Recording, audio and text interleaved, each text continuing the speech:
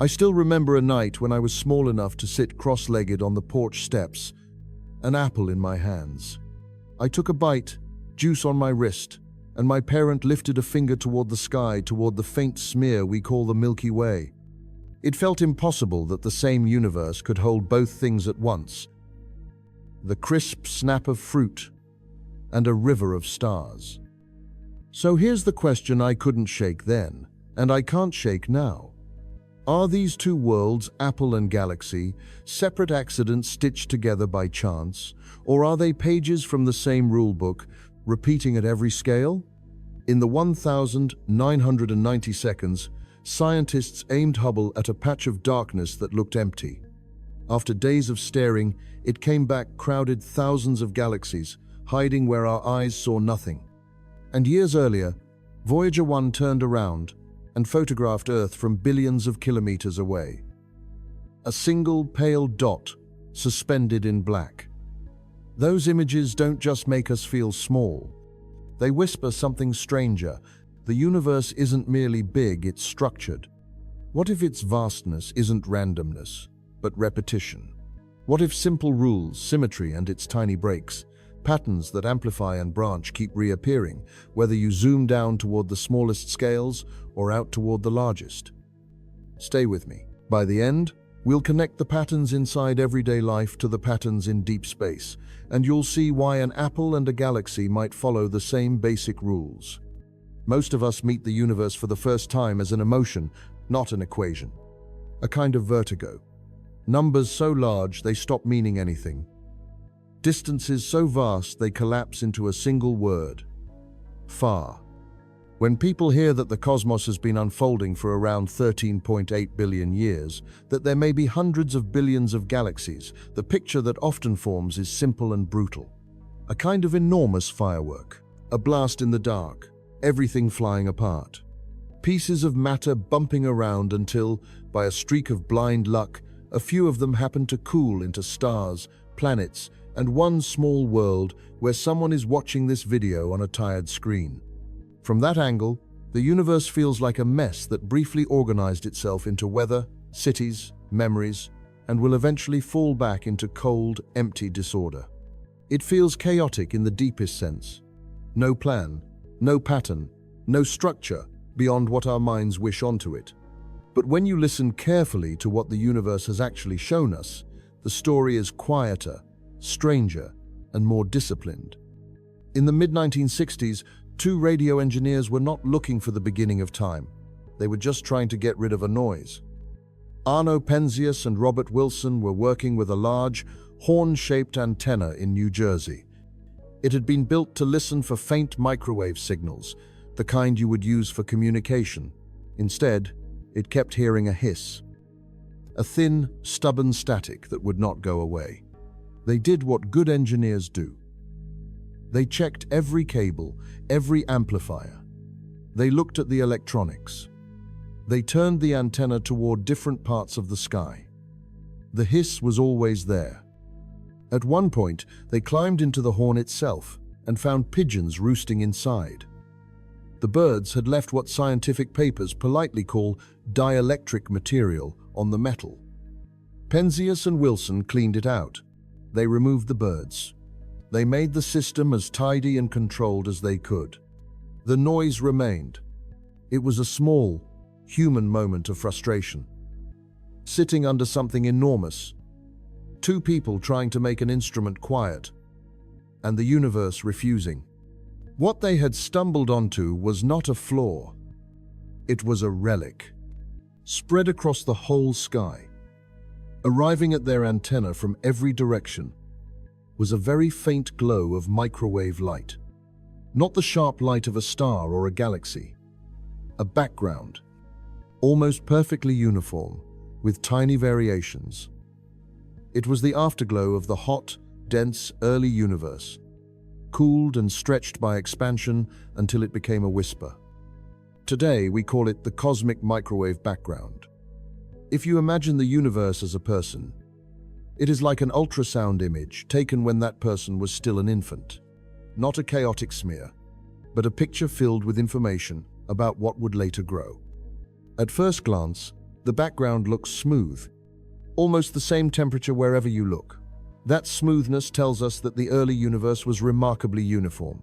The same basic conditions repeated over vast regions. But when satellites later mapped it in detail, they found tiny, structured ripples in that glow. Slightly hotter spots, slightly colder spots, a delicate graininess. Those ripples are not decorative. They are the seeds of every future galaxy. Picture a calm pond.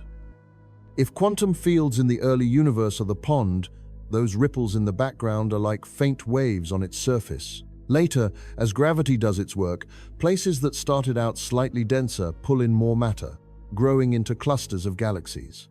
Places that started out slightly emptier become cosmic voids. The pattern is not random splatter. It is the amplified trace of microscopic fluctuations, repeated across cosmic scales. From the standpoint of everyday intuition, that is already unsettling. Something as soft and abstract as a fluctuation in a quantum field, something you can never touch or see directly, leaves fingerprints that stretch across tens of millions of light years and shape the sky. The universe, in other words, remembers its own smallest shivers. Decades after Penzias and Wilson scraped pigeon droppings out of their antenna, another observational surprise arrived. This one did not sound like a hiss. It looked like a pattern in the deaths of stars. Astronomers had long known that certain exploding stars, a particular class of supernova, can act as standard candles. They reach almost the same intrinsic brightness each time. So, if you know how bright they truly are, you can estimate their distance by how faint they appear. Use many of them in many galaxies, and you can measure how fast those galaxies are receding. In the late 1990s, two teams set out with a straightforward goal: measure how much the expansion of the universe has been slowing down. Gravity, after all, is attractive. If everything is pulling on everything else, you would expect the expansion from the early fireball to gradually lose speed, like shrapnel slowed by its own mutual pull. Instead, the data traced out a different story. Galaxies in the more distant past were receding at one rate. Galaxies closer to us in time were receding faster. The expansion was not slowing, it was accelerating. The universe, on the largest scales we could measure, was speeding up. To make that make any sense at all within general relativity, physicists had to accept a new ingredient in the cosmic recipe, a form of energy associated with space itself, something that does not dilute as the universe expands, but keeps pushing outward. We call it dark energy, a name that says more about our ignorance than its nature. If your picture of the universe was a chaotic blast that gradually cooled into scattered debris, this is a brutal correction. The expansion is not a simple firework running out of momentum. It follows subtle, large-scale rules we are still trying to decode. Something acts almost like a built-in tension in the fabric of space-time, pulling the cosmos apart faster and faster as ages pass. Even before dark energy entered the script, the basic idea that the universe had a hot, dense beginning was itself controversial. For a long time, there was a rival vision called the steady-state model. In that picture, the universe has no beginning and no end in time.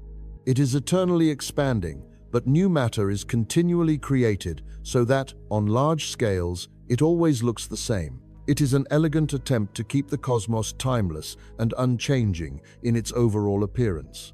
But it has a cost. It requires you to believe that matter is appearing out of nowhere at a slow, constant rate, and it struggles to explain the precise spectrum of the microwave background, the particular pattern of its ripples, and the way light from distant galaxies looks as it travels through expanding space. The discovery of the cosmic microwave background did not instantly end that debate, but it landed a heavy blow. The background looks exactly like what a hot, dense early universe would leave behind as it cools and expands. When you add in the later evidence for acceleration, the picture of a dynamic, evolving cosmos becomes hard to escape. The universe is not a random spray of matter in an infinite, eternal night. It is a system with a history, with phases, with transitions. At each step, the same core rules of physics are at work, but their visible consequences change as the scale and the conditions change. Popular stories about space sometimes hint at this hidden discipline without naming it. In the film Interstellar, the surface world feels like a collapsing mess. Dust storms, failing crops, a society losing its grip. Yet beneath the narrative, the engine driving the plot is not chaos. It is gravity, time dilation, the geometry of space-time around a black hole, the mathematics of orbits and trajectories. The characters are tossed around by forces they do not fully understand, but those forces are not arbitrary. They are precise, repeating, and indifferent. The chaos is in the human layer of the story. The physics underneath is strict. Something similar happens when you look out of an airplane window at night. At first, the city below can look like scattered jewels thrown onto a black cloth, points of light with no obvious connection, random. But if you stay with the view, patterns start to emerge. Lines of headlights trace roads, clusters of brightness mark neighborhoods and centers, dark veins mark rivers and parks. The apparent chaos resolves into a network shaped by rules, traffic laws, building codes, human preferences, geography. The city is not a random sprinkle. It is a structured response to deeper constraints. On a much larger canvas, cosmology has been going through the same shift in perspective. What once looked like noise in a radio antenna turned out to be a map of the young universe. What once looked like a simple, slowing expansion turned out to conceal an accelerating push driven by something we barely understand. A universe that once could be imagined as an eternal, steady stage now reads more like a story, with an origin, chapters, and unresolved threads. None of this makes the cosmos friendly. It does not make it designed. It does not even make it fully understandable to minds like ours. But it does chip away at the idea that vastness equals randomness, that a big enough explosion must lead to pure, featureless chaos. The more carefully we look, the more we find hints that simple principles, applied again and again across different scales, can carve intricate structure out of what once felt like a blur. So if the universe is not the aftermath of a shapeless blast, what is it instead? If there are invisible lane markings guiding the flow of matter and light, if there is a hidden grammar beneath the apparent noise, what do those rules actually look like when you move through them scale by scale? And how many times do they repeat before they reach you? Sitting at a very particular size, on a very particular world, wondering whether any of this was ever truly random at all? Maybe the unsettling part is not that the universe has rules, but that those rules seem to operate far beyond the little window of size we call normal. When you bite into an apple, your mind quietly assumes that this is the natural scale of things. Hands, fruit, faces, streets. We treat this range as the universe's default. Small things live beneath it, big things live above it. We are somewhere in the middle, and that feels comfortable. Physics is not so comforting. If you line up all the physical sizes we know about on a ladder, from the tiniest meaningful length anyone talks about to the full span of the observable universe, you do not get a neat staircase, you get a dizzying tower of scale. Each rung is not 1 centimeter taller than the last. Each rung is 10 times larger than the one below it. A factor of 10. Again and again. Repeated. From the smallest to the largest, there are roughly 62 of those steps. Down at one end is something called the Planck length. It is not a distance we have measured. It is more like a boundary that emerges when you push our existing theories as far as they can go. Take the constant that measures how lumpy quantum mechanics makes things. Take the constant that measures how strong gravity is. Take the speed of light. Combine them in a specific way. You get a length. That length is unimaginably small. If you wrote it in meters, you would say something like about 10 to the power of minus 35. That is a 1, followed by 35 zeros, sitting under a decimal point. A length so tiny that if an atom were expanded to the size of the observable universe, the Planck length would still be smaller than a grain of dust in that universe. What does that actually mean? One way to think about it is this. Our current equation for gravity, general relativity, treats space-time as smooth. Our equations for quantum fields treat energy and matter as grainy, fluctuating. The Planck length is roughly where those two pictures clash so badly that we can no longer pretend everything is either smooth or grainy. The very idea of a definite distance becomes fuzzy. Below that, our language breaks. We do not know what truly happens there. Quantum gravity is still a work in progress. But the existence of a scale where our best stories about the very small all start to fail in chorus tells us something. There are rules down there. They are just not the ones we grew up with. For most of human history, that end of the ladder was pure imagination. The other end was too. In the 17th century, before anyone knew about galaxies or atoms, Robert Hooke published a book called Micrographia. It was 1665. In it, he drew detailed images seen through early microscopes. The eye of a fly, the structure of a flea, the cells in thin slices of cork.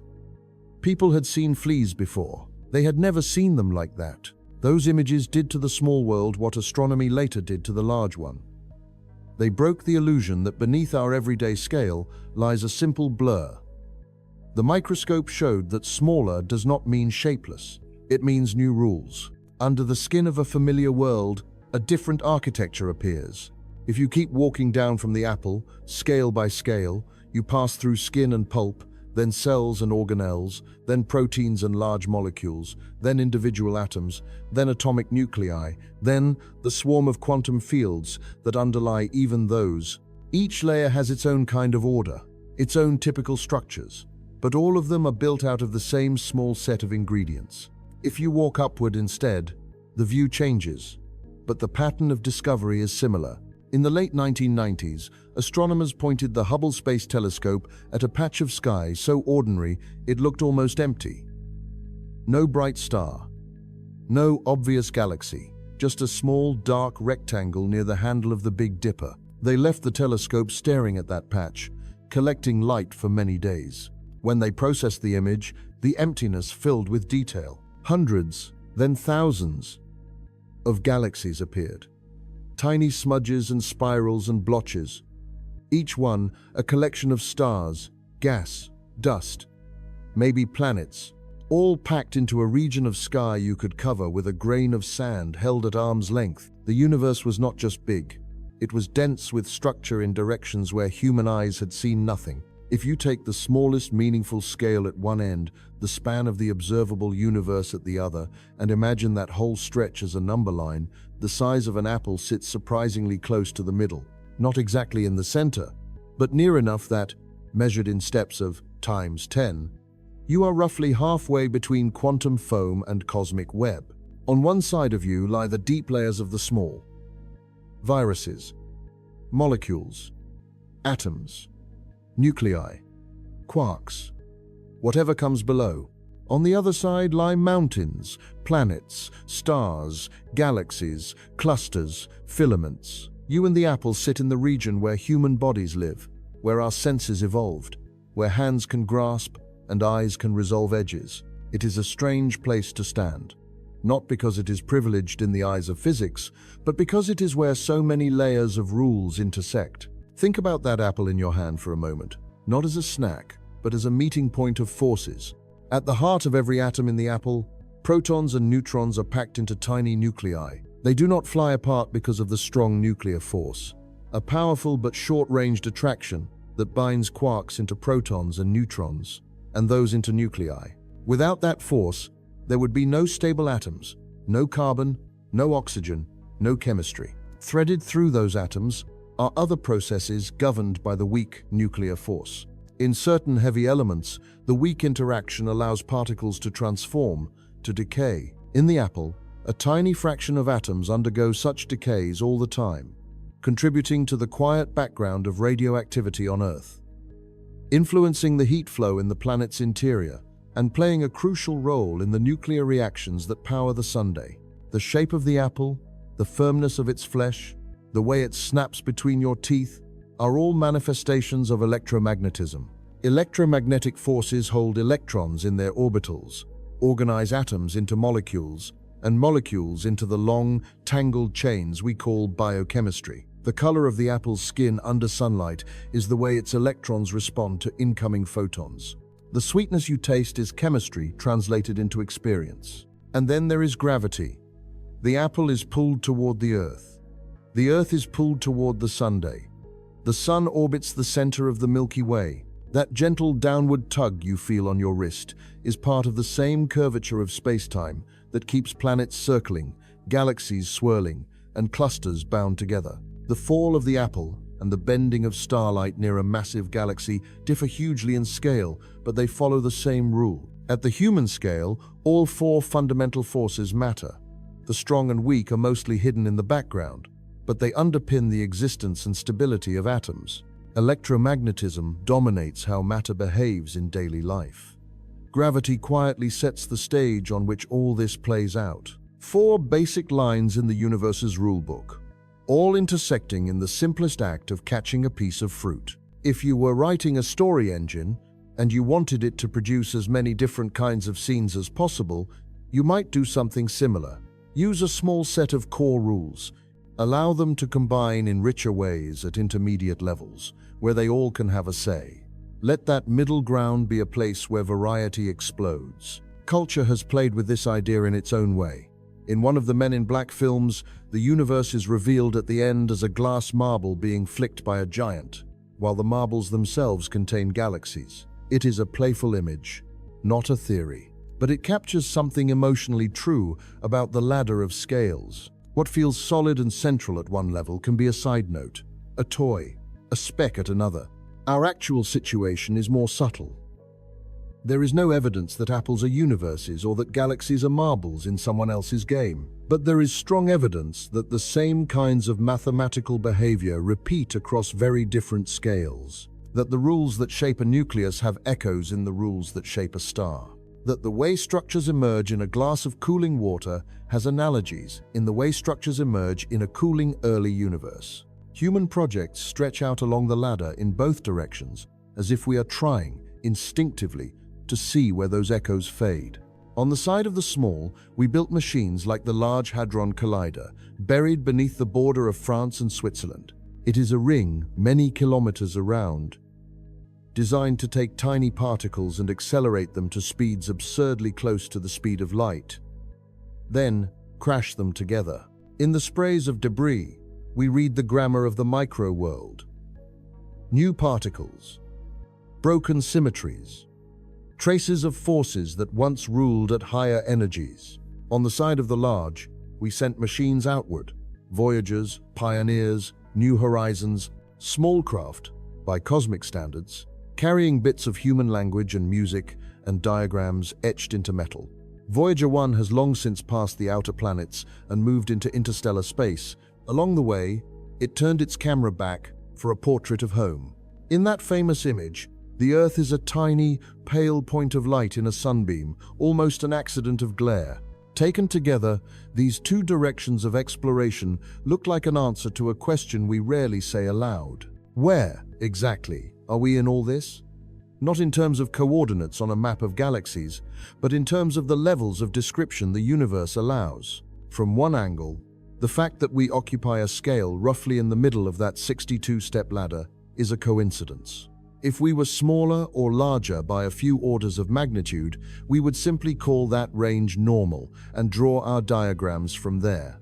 From another angle, there is a hint of necessity. The same rules that make complex chemistry possible, that allow stable stars to burn for billions of years, that create planets with warm surfaces and liquid water, all seem to operate best within certain ranges of temperature, density, and size. Life, as we know it, appears where those ranges overlap, where the micro-world's ability to form complex molecules meets the macro-world's ability to provide stable environments, where gravity is strong enough to hold an atmosphere but not so crushing as to flatten everything, where electromagnetic interactions can build intricate biochemistry without being overwhelmed by violent radiation. The apple in your hand is not the center of the universe, but it might be close to a center of something else. A junction point in the hierarchy of scales, where many layers of the universe's rule set become visible at once. Here, in this narrow band of sizes, you can watch forces usually confined to particle physics manifest as heat and light and chemistry. You can watch statistical laws about huge numbers of atoms manifest as the softness of skin or the brittleness of a leaf. You can watch astronomical rules about gravity and orbits play out as tides, seasons, climate. From this vantage, we can look up and down the ladder, even if only for a few steps, and sense that the same patterns keep reappearing. That the complexity of a living cell and the structure of a galaxy cluster, though vastly different, may both be expressions of a small set of repeated principles unfolding under different conditions. Whether that is a deep truth about the universe or a story we are telling ourselves is still an open question, but it is hard to shake the feeling that our position, balanced near the middle of all these scales, is not just a place we happen to inhabit.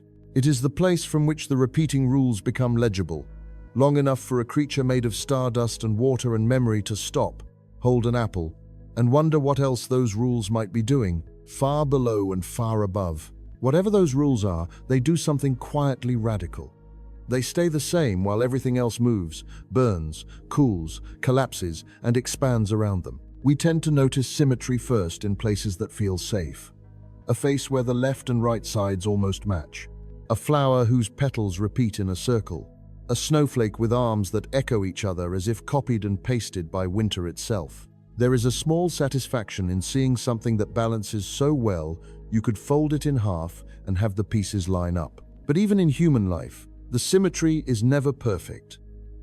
One eye is a little higher than the other. One petal is bent. One arm of the snowflake chipped. The imperfections are what make the thing feel alive. Symmetry gives us the frame. Asymmetry gives us the story. Physics takes that intuition and turns it into something sharper. Imagine you are running an experiment in a small lab. You set up your equipment, you prepare a system, you press a button, and you record the outcome. Now imagine someone picks up the entire lab, carries it down the street, and puts it back down. Same equipment, same procedure, just a different spot on the planet. You do not expect the laws of nature to suddenly change. You expect the experiment to work the same way. That expectation is a symmetry. In this case, the idea that the laws do not care where in space you are. If you slide the whole situation sideways, nothing fundamental changes. Shift it in time. Do the same experiment next week instead of today. And again, you expect the same rules to apply. The settings may be different. The details may shift.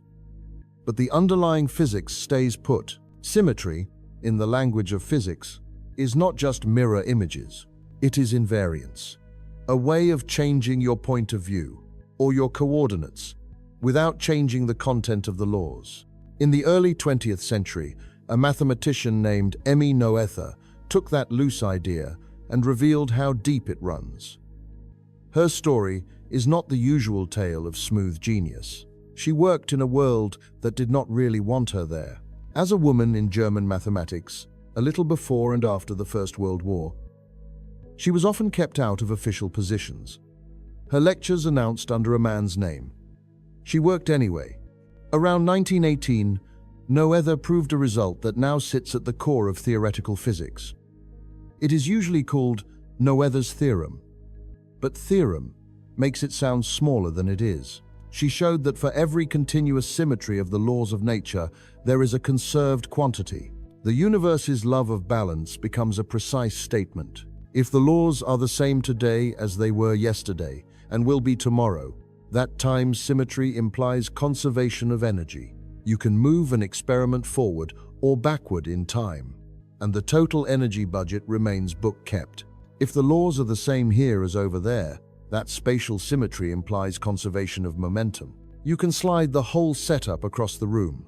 The rules that determine how motion is traded among objects do not change. If the laws do not care which way you face, rotational symmetry gives you conservation of angular momentum. The reason a spinning ice skater who pulls their arms in spins faster, trading shape for speed in a predictable way. These are not separate miracles. They are all reflections of the same principle. Symmetry, as hidden grammar, change the way you label the world, and if the laws do not flinch, something deep stays constant. Particles and fields, in this picture, are like the vocabulary of a language. Symmetries are its grammar rules. You can say many things in English, but some word orders make sense, and some do not. In physics, you can imagine many possible interactions, but only those that respect the underlying symmetries are allowed. Noether's work is the handbook that lets you read this grammar off the page. What makes this more than an abstract curiosity is how far it reaches across scales. The conservation of energy that keeps a planet in its orbit is the same conservation that governs the light inside a laser pointer. The conservation of momentum that shapes a galaxy collision is the same principle that lets a skateboarder push off the ground and glide. The conservation of angular momentum that stabilizes a spinning neutron star is the same rule that keeps a fidget spinner from immediately flopping over in your fingers. You can zoom the camera in and out. The details change. The underlying balance laws do not. They are stitched into the structure of space-time itself. As the 20th century unfolded, physicists discovered there were even richer kinds of symmetry hiding in their equations. Some of them did not involve moving through space or time at all, but changing something more abstract in the mathematical description of fields. These are called gauge symmetries, and they underlie our modern picture of the forces. Put loosely, a gauge symmetry says, you can change the way you describe a field at each point in a coordinated way, and the observable physics will not notice. It is like changing the phase of a wave everywhere at once, or choosing a different system of units. Only differences, not absolute labels, matter. In the 1960s and 1970s, several physicists used these kinds of symmetries to unify what had looked like distinct forces. The electromagnetic force, which governs light and chemistry, and the weak nuclear force, which governs certain types of radioactive decay, turned out to be two faces of a single underlying interaction when you look at high enough energies. The electroweak theory, as it is called, rests on a particular gauge symmetry. At the everyday scales we live in, that symmetry is hidden or broken in a specific way so the forces look separate. But at earlier times in the universe, or in particle collisions with enough energy, they merge. The importance of that unification was recognized with a Nobel Prize in the late 1970s. Not because prizes are sacred, but because such recognition tells you that something deep and non-obvious has been added to the shared map of reality. Two apparently different lines in the rulebook turned out to be one line written in a more general language. Again, this is a story about repetition. The same symmetry principle, applied in slightly different ways, gives rise to both the familiar force that holds magnets to fridges and the more elusive one that helps stars shine by allowing nuclear reactions to proceed. The universe does not write a brand new rule for each scale. It reuses the same abstract grammar, and only the way that grammar is expressed changes as conditions shift. On the largest scales we can observe, another kind of symmetry shows up. Look at maps of the cosmic microwave background. If you blur your eyes, they look almost uniform. The temperature of that ancient light is nearly the same in every direction. More detailed measurements show the small ripples, the seeds of structure. But when you average over big enough patches of sky, the pattern hints at a principle cosmologists call the cosmological principle. On large scales, the universe is statistically homogeneous and isotropic. That is, it looks the same in every direction and at every location, if you smooth over enough detail. This is not a proven law in the same way as conservation of energy. It is more like a working assumption backed by observation. Surveys of galaxies, maps of large-scale structure, and measurements of that background glow all point in the same direction. At very large scales, the universe does not seem to have a preferred center or a special direction. There are clumps and threads and voids, but they are sprinkled in a way that, statistically, respects a large-scale symmetry. That simple statement, no preferred places, no preferred directions, is powerful. It guides the form of the equations we use to model cosmic expansion. It is woven into the solutions of general relativity that describe a dynamic universe. And it resonates with something older in human thought. The move from a picture where Earth sits at the center of everything to one where we are one world among many, governed by the same rules as distant stars. Our fascination with symmetry has always spilled out of science into art and back again. Look at the repeating tilings in Islamic architecture, where geometric motifs extend across walls and domes in patterns that could, in principle, go on forever. Or at the prints of M.C. Escher, where fish morph into birds, and the plane of the drawing is filled with shapes that fit together with no gaps, mirrored and rotated in strict order. These designs feel satisfying because they lean on symmetries. Our brains are tuned to notice translations, reflections, rotations. We enjoy feeling how something can change and still remain itself. In a sense, physics is doing something similar at a deeper level. It looks for the transformations under which the universe as a whole does not change. Move the experiment, rotate the coordinates, shift the time. The equations keep their form. That stability under transformation is what we mean when we say a law is fundamental. At the same time, perfect symmetry can be sterile. A sheet of white paper has enormous symmetry. It looks the same whichever way you slide it, whichever way you turn it. It is also empty. A universe with perfect, unbroken symmetry everywhere, at every scale, might be elegantly simple. It would also be featureless.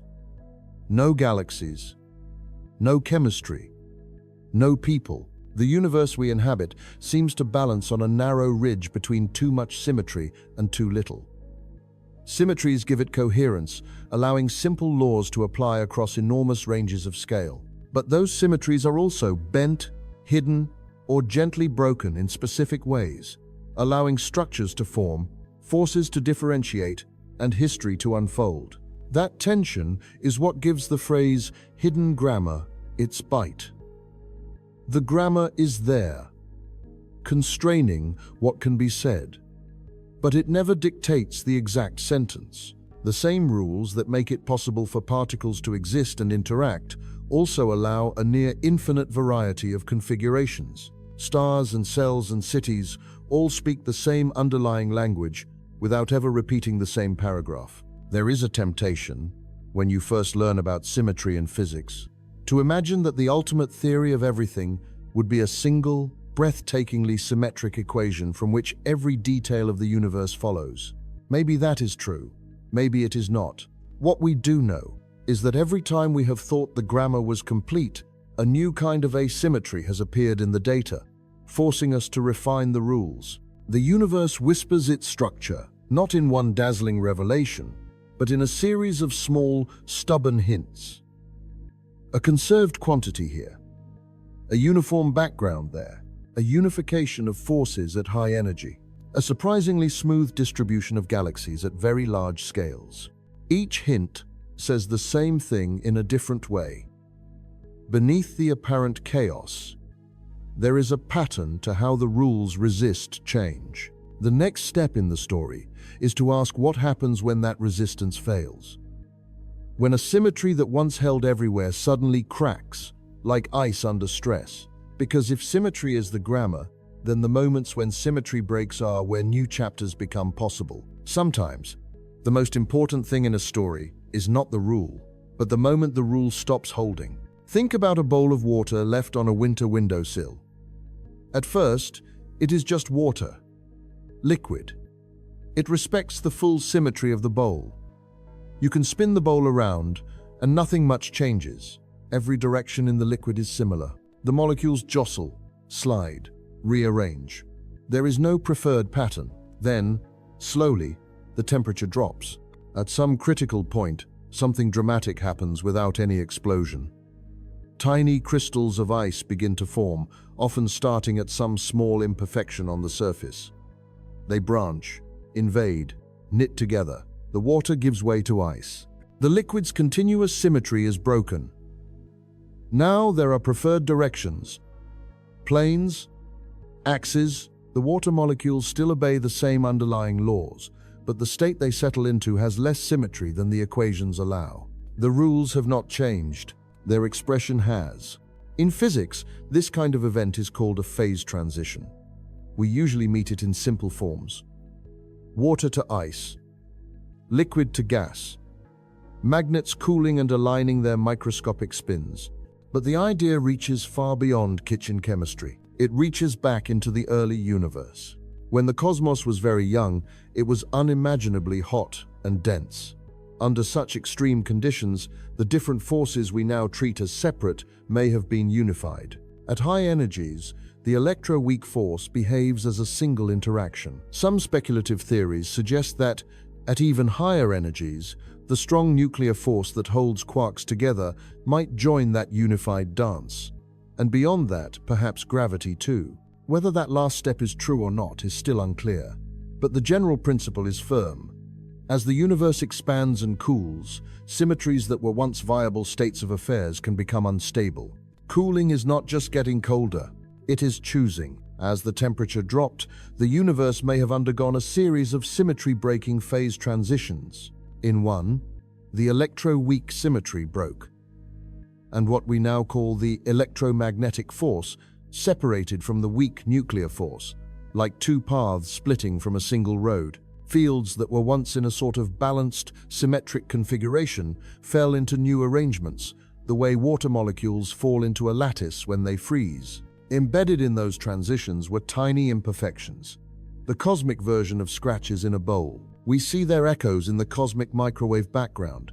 That nearly uniform glow carries the imprint of small variations in density and temperature. Those variations seem to arise, at least in our best current models, from quantum fluctuations in fields present in the early universe. When space was stretched and cooled, those fluctuations did not smooth out entirely. They were frozen in as tiny anisotropies, little deviations from perfect symmetry. Over billions of years, gravity amplified those seeds, turning almost nothing into clusters and filaments and voids. The lesson is unsettlingly simple. You do not need a grand design to make a structured universe. You need symmetries, and you need the right kind of small failures of symmetry, repeated over and over. Even at the level of basic particles, the universe refuses to be perfectly balanced. For a long time, physicists assumed that if you reflected the world in a mirror, flipping left and right, the laws of nature would be unchanged. This property is called parity symmetry. It feels almost obvious. Why would the universe care about left versus right? Then experiments in the mid-20th century, looking at certain radioactive decays, showed that the weak nuclear force does care. It distinguishes between left-handed and right-handed processes. Parity is not a perfect symmetry of all the laws. It is broken in a very specific way.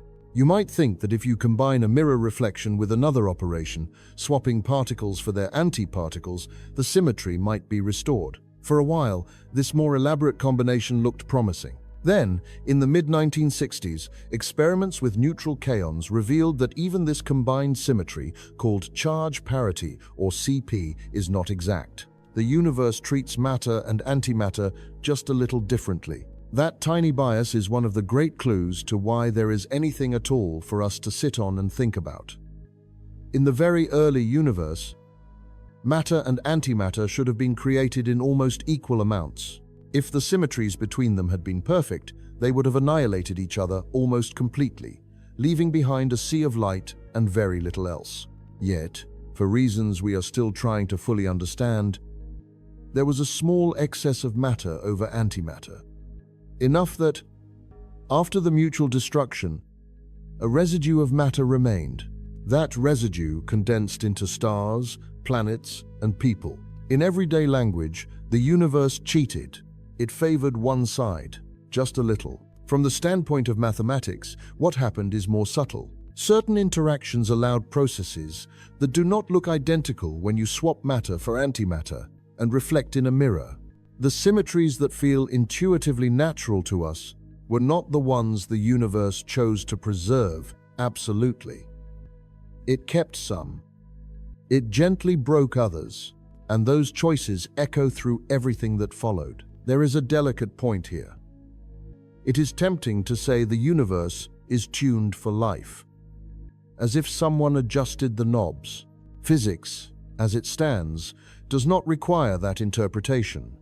It only says that given the values of certain parameters and the way certain symmetries are broken, the universe behaves as we see it behave. Whether there could have been other self-consistent ways for it to be, with different outcomes, is an open question. What we can say is that tiny asymmetries have enormous consequences, and those asymmetries are not random graffiti. They are built into the fabric of the laws.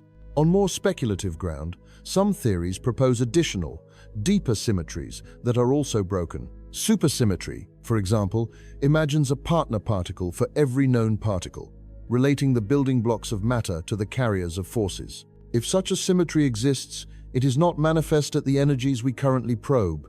It would have to be broken, perhaps in a way that influenced the pattern of dark matter in the universe. Experiments so far have not found clear evidence for it, and the parameters of those models are being pushed into narrower corners. Whether supersymmetry belongs to reality or just to the landscape of our mathematical imagination is still undecided. Even if it turns out to be absent, the idea has already done work as a thought experiment.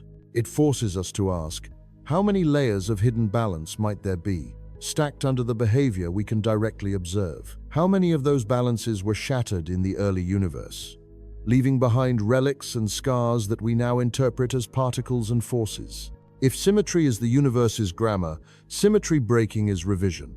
The same rules can generate different dialects depending on which symmetries are left intact at a given scale and which have been quietly dropped. The early phase transitions are like editorial decisions made under great heat and pressure, long before any reader arrived. We can see gentler versions of the same logic all around us. A perfectly flat, featureless surface has a high degree of symmetry. It looks the same whichever way you slide your hand along it. Scatter a bit of dust or scratch it with a key, and that translational symmetry is broken. Suddenly, there are preferred spots and lines. The surface can now host puddles, grain boundaries, tiny ecosystems of dirt and moisture. The flaws are what give it interesting behavior.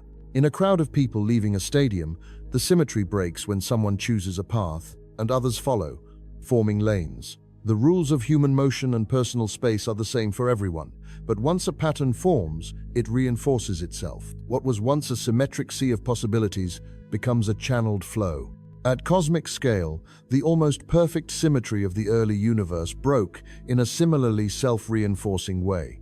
Regions that were slightly denser pulled in more matter, becoming more distinct from their surroundings. Regions that were slightly emptier lost what little they had. Over time, this sharpened the contrast until discrete structures emerged. None of this required new laws to be written mid-story. It only required that the original laws allow for multiple possible outcomes and that the universe fall into some of them more often than others. That is perhaps the most disorienting thing. The universe does not seem to be a rigid machine that could only ever have produced this exact arrangement. Nor does it seem to be a horror of pure randomness. It sits in between. The laws are stable and symmetric. The states those laws give rise to are not. Small contingent differences, amplified over vast stretches of time and space, produce unique threads. In art, this is familiar. A musician can obey the same underlying rules of harmony and rhythm in two very different songs. A poet can use the same language to write a love poem or a legal document. The grammar constrains what is possible, but it does not dictate the exact text. Symmetry and its breaking are what allow both coherence and variety. There is a film that plays with this idea in a quieter, more emotional register. In Arrival, the story hinges on a different kind of symmetry between past and future. As the characters learn an alien language, their perception of time begins to loosen. Events do not strictly march in a single direction. The symmetry between before and after, which seems absolute in everyday life, becomes negotiable in their experience. Physics is more stern than fiction, but the film touches a nerve. We are not just dealing with spatial symmetries and their breaking, but with temporal ones too. The arrow of time, the fact that we remember the past but not the future, the fact that entropy tends to increase, is a kind of asymmetry layered on top of laws that, in many cases, are time reversible. The equations work the same whether you run them forward or backward. The universe we actually inhabit does not. Again, the pattern repeats. Deep symmetries in the rules, broken in the realized state. Turn all of this back onto the opening question. If the universe feels vast and chaotic, is that because there are no rules, or because the rules are so simple and symmetric that only their tiny cracks become visible to us as structure. The more we study phase transitions, symmetry breaking, and early cosmology, the more it looks like the second option is at least partly true. Tiny departures from perfection, repeated at many levels, can sculpt a universe that looks rich, varied, and sometimes wild. But the wildness is not completely free. It is the wildness of a forest grown from a small set of genetic instructions and physical constraints, not the wildness of paint thrown with no pattern at all. If that is right, then somewhere underneath the complexity of our world lies a surprisingly compact description. A handful of symmetries, a handful of ways they can break, and a few basic forces mediating how matter responds. The next question is what those forces are, and how often the universe recycles their pattern as it builds from the smallest scales to the largest. If the universe writes its stories with a small alphabet, then those letters are the forces. Physicists like to say there are 4 fundamental interactions in nature. It sounds like a slogan, but it is really a hard-won simplification. At the deepest level we have reached so far, everything that moves, binds, or breaks is influenced by one or more of these 4. Gravity, electromagnetism, the strong nuclear force, and the weak nuclear force. You can think of them as 4 lines in a cosmic script. The rest is staging. Gravity is the easiest to feel and the hardest to unify. It is the quiet pull that kept the apple in your hand and would send it toward the ground if you let go. It curves the path of a thrown stone, holds the moon in orbit, binds planets to stars, stars to galaxies, and galaxies within clusters. In Einstein's picture, gravity is not a force in the old sense, but a manifestation of curved space-time. Matter and energy tell space-time how to curve.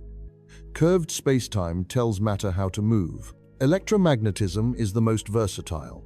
It holds electrons to atomic nuclei, shapes chemical bonds, and governs the behavior of light. When you see color, feel warmth from the sun, swipe on a phone screen, or listen to a radio, you are living inside electromagnetic interaction. It is much stronger than gravity at short ranges, but because positive and negative charges can cancel each other, its effects can seem hidden at large scales. The strong nuclear force, as the name suggests, is intense but shy.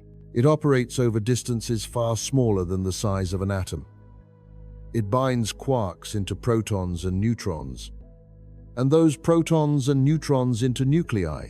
Without it, matter would fall apart into a mist of unbound particles, unable to form the stable building blocks that chemistry needs. The weak nuclear force is quieter still in daily life.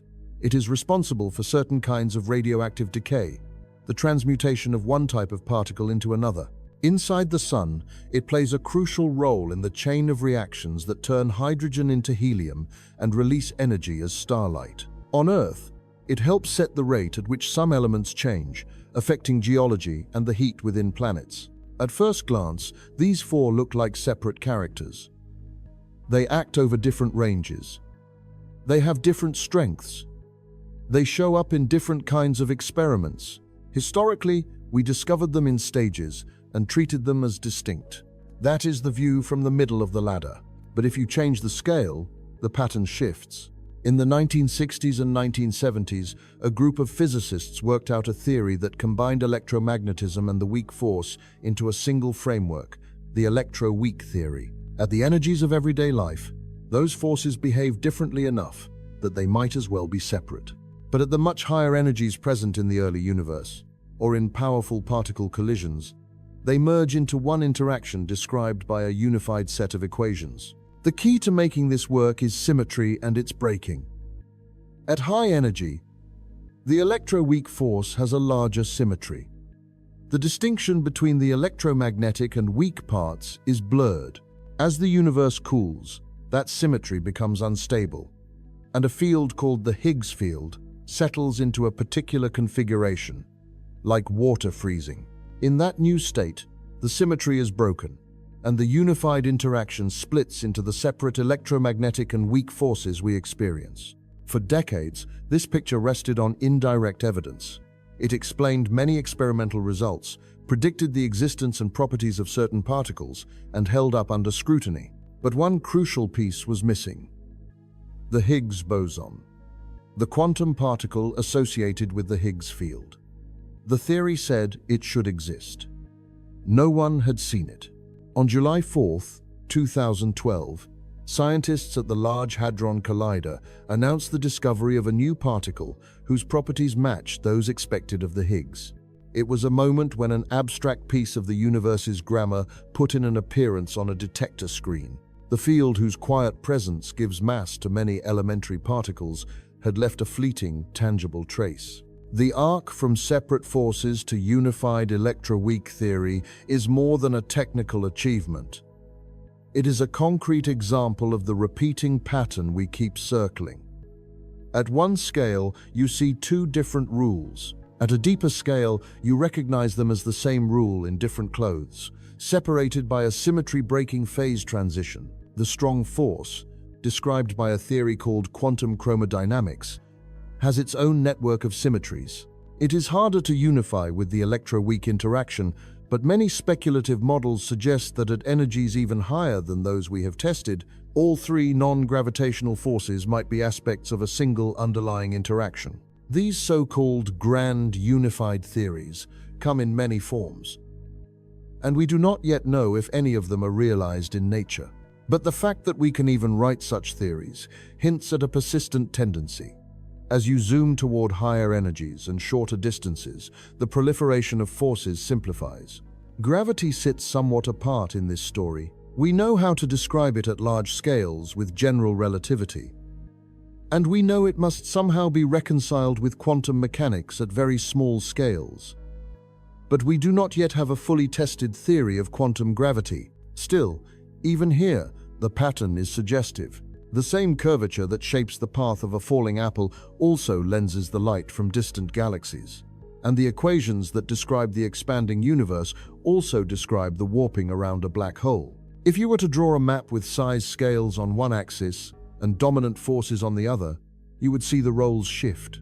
At the scale of atomic nuclei, the strong force dominates. Protons repel each other electromagnetically, but the strong interaction overwhelms that repulsion at very short range, keeping the nucleus bound. The weak force quietly allows transformations that can change one type of nucleus into another, crucial in stellar fusion. At the scale of atoms and molecules, electromagnetism takes the lead. It shapes electron orbitals, bonds atoms into structures, mediates light, electricity, and magnetism. The strong and weak forces are still there, but they recede into the background as stable scaffolding. At the scale of trees, mountains, oceans, and human bodies, electromagnetism and gravity both matter. Electromagnetism holds your body together, governs friction, tension, pressure. Gravity pulls you toward the earth, gives weight to your bones, directs rivers downhill. The nuclear forces remain hidden, essential, but not directly felt. At the scale of planets, stars, and galaxies, gravity becomes the main architect. It gathers diffuse gas into clouds, clouds into stars, stars into clusters. It sculpts orbits, tides, tides within tides. Electromagnetism still shines through in the form of starlight and magnetic fields, but it does not decide the large-scale arrangement of matter. The strong and weak forces do their work in the interiors of stars, powering fusion and setting elemental abundances. But they do not reach across interstellar space. The laws do not change as you move along this map. What changes is which part of the shared grammar matters most in a given context. There is a pattern here that should feel familiar from other areas of life. The same set of traffic laws governs bicycles, cars, and trucks. But different rules dominate your experience depending on what you are driving and where. On a bicycle path, speed limits and lane markings matter more than weight restrictions. On a highway, the balance shifts. In a city center, pedestrian right-of-way becomes crucial. The rulebook is one. Its emphasis varies with scale. In the history of physics, this shifting emphasis has often been experienced as a sequence of unifications. Newton showed that the same law of gravity that makes apples fall describes the motion of the moon and planets. Maxwell united electricity and magnetism into a single electromagnetic field. Einstein extended gravity from a force acting at a distance to the geometry of space-time. The electroweak theory fused two forces into one at high energy. Each time, a pattern that looked like many different phenomena turned out to be one principle applied under different conditions. If the universe feels rich and varied, it may be because these few interactions are allowed to write their consequences across an enormous range of scales, with different terms taking center stage at different levels. The four forces are not four independent stories. They are one repeating pattern, recombined. Popular culture sometimes flattens this idea into a single mystical force, as in certain space operas. In those stories, a vague energy field binds the galaxy together, sensitive to emotion and will. The real physics is more austere and more interesting. The universe does not seem to respond to our moods, but it is bound together by fields that permeate space, obeying strict symmetries, exchanging energy and momentum in quantized packets. They are not personal. They are persistent. There is a quiet comfort in that. The same gravitational law that shapes the orbit of a distant exoplanet shapes the arc of water from your kitchen tap. The same electromagnetic principles that guide a spacecraft's communication with Earth guide the firing of neurons in your brain. The same strong and weak interactions that forged heavy elements in ancient supernovae run trillions of times over in the atoms of your blood. At first, that sameness can feel flattening, as if everything is nothing but physics. But there is another way to see it. A small set of repeating interactions, extended over vast stretches of time and scale, can generate an extraordinary range of forms. Stars, planets, oceans, cells, cultures, the thought of looking up at the night sky and asking where it all comes from. None of these require new fundamental forces. They require patience, conditions, and the right kinds of symmetry breaking applied to the same underlying pattern. This is where the question of scale comes back in. If the four forces are the basic moves, then the early universe is where they first combine on a grand stage. Tiny quantum fluctuations, influenced by those forces, stretched by expansion, eventually become the scaffolding for galaxies and clusters. To see how a repeating pattern of interactions turns into a cosmic web, we have to follow the story from the smallest ripples to the largest structures. If the four forces are the basic moves, then the early universe is the board where a single, invisible twitch can echo across billions of years. Quantum mechanics says that at very small scales, nothing sits perfectly still. Fields that fill space are never exactly flat and quiet. Even in their lowest energy state, they flicker. Tiny, random-looking fluctuations appear and vanish. They are like the grain in a photograph taken in near darkness, or whispering currents in air that otherwise seem still. On human scales, those fluctuations are microscopic and harmless. In the very early universe, they were not harmless. They were amplified. Shortly after the beginning, according to many modern cosmological models, the universe went through a brief episode of extremely rapid expansion called inflation.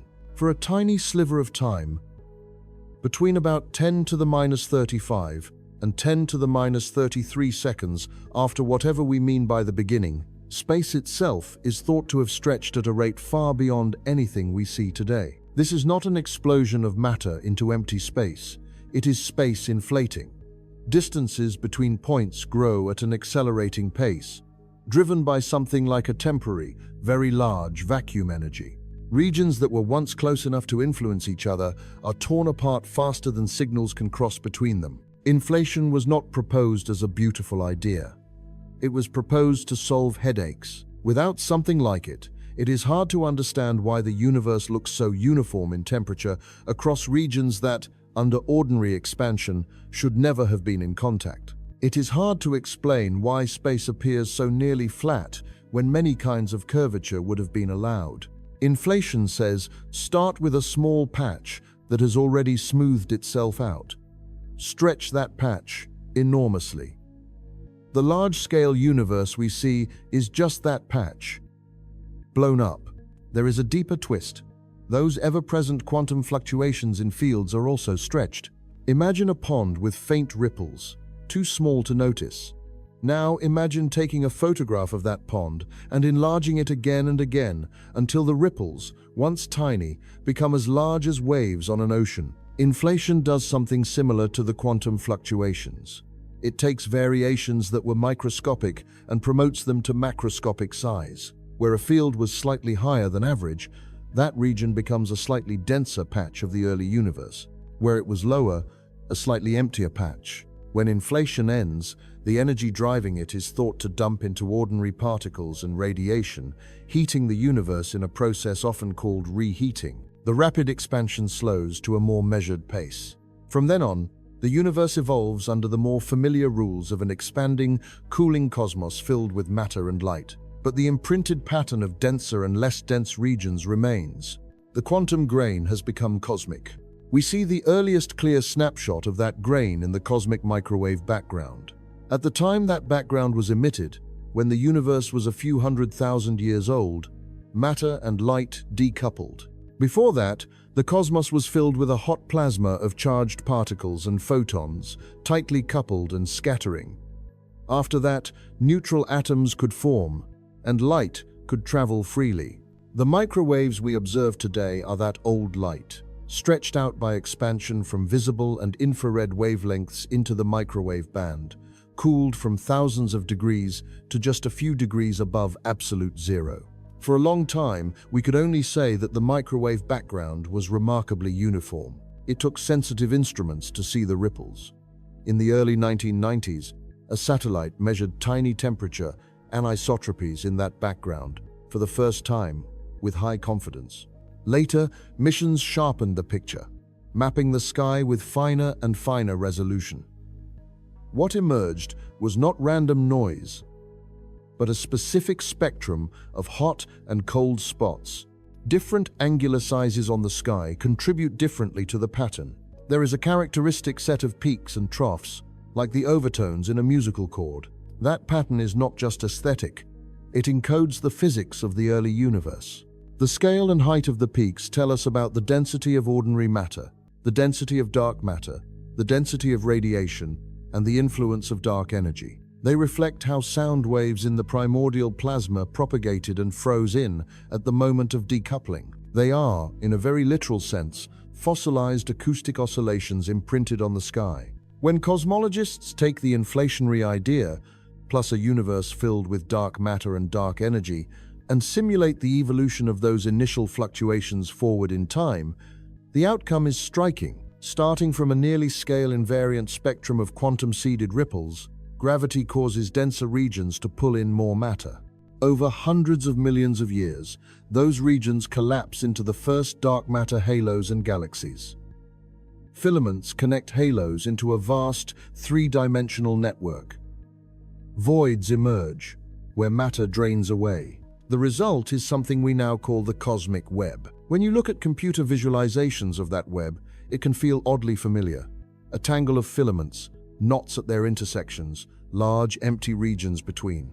It resembles, in a vague but unsettling way, the pattern of neurons in a brain, or the large-scale structure of the internet, or the branching of rivers seen from above. It is not a perfect match to any of these, and we must be careful with the analogy, but the visual echo is hard to ignore. The scaffolding of that web is mostly dark matter, a form of matter that interacts gravitationally but does not emit or absorb light in ways we have yet detected directly. Ordinary matter falls into the gravitational wells shaped by dark matter, cools, and forms stars and gas clouds. Galaxies sit along the filaments like glowing beads. Clusters of galaxies gather at the nodes, where multiple filaments intersect. Between them, vast voids hold relatively little. We infer this structure from several sources. Deep surveys of galaxies, mapping their positions and redshifts, reveal large-scale clustering consistent with a web-like pattern. Gravitational lensing measurements show how mass, both luminous and dark, bends light from background sources, tracing the distribution of matter even where there are few visible galaxies. Simulations, calibrated against the microwave background and other data, reproduce similar networks when they evolve forward from realistic initial conditions. All of this hinges on a simple loop. Small differences in density lead to small differences in gravitational pull. Those differences grow. As they grow, they change the gravitational field, which in turn accelerates the growth. A feedback. The equations that describe this process are not trivial, but the idea is, where there was a little more will gather. Underneath the technical detail, the story has the same shape as before. Tiny fluctuations, seeded by quantum mechanics, are scaled up by the dynamics of the early universe. Symmetries that once held exactly are gently broken by those fluctuations and by phase transitions. Gravity then takes those imperfections and stretches them into the cosmic landscape we see. The role of dark energy enters later. As the universe expands, matter thins out. Gravity's ability to pull large regions together weakens. As distances grow and densities drop, if dark energy is truly a constant property of space, its relative influence increases as space grows. At some point, its repulsive effect on cosmic scales begins to dominate over the mutual attraction of matter. The expansion accelerates. This acceleration does not tear apart galaxies or solar systems. At those smaller scales, gravity and other forces remain stronger. But on scales of hundreds of millions of light-years and more, the effect is profound. Structures that are not already gravitationally bound will drift beyond each other's reach. The cosmic web continues to form and evolve, but its growth slows, and in the very far future, it may effectively freeze in, with distant filaments receding beyond our horizon. There are open questions here. We do not know what dark energy is. We do not know whether it is truly constant in time or slowly changing. Precise measurements of the expansion rate at different epochs show small tensions between methods, prompting debates at conferences and revisions of models. None of this undermines the broad picture of an evolving universe seeded by quantum fluctuations. It just reminds us that the details of the rule set are still being refined. From a human point of view, the most disorienting part is not the technical uncertainty. It is what the broad picture implies about scale and causality. The pattern of galaxies in a patch of sky, the fact that in one direction we see a rich cluster and in another a yawning void, is partly determined by fluctuations that happened when the universe was a fraction of a second old. Events at energies and densities we can barely write down, much less recreate in full, left marks that persist across tens of billions of light-years. The fact that your night sky looks the specific way it does, with the Milky Way arching overhead and a scatter of galaxies visible through telescopes, is quietly entangled with quantum randomness billions of years ago, in regions that have long since drifted beyond any possibility of direct contact. This is not the same as saying everything was predetermined. Quantum fluctuations are, as far as we can tell, inherently probabilistic.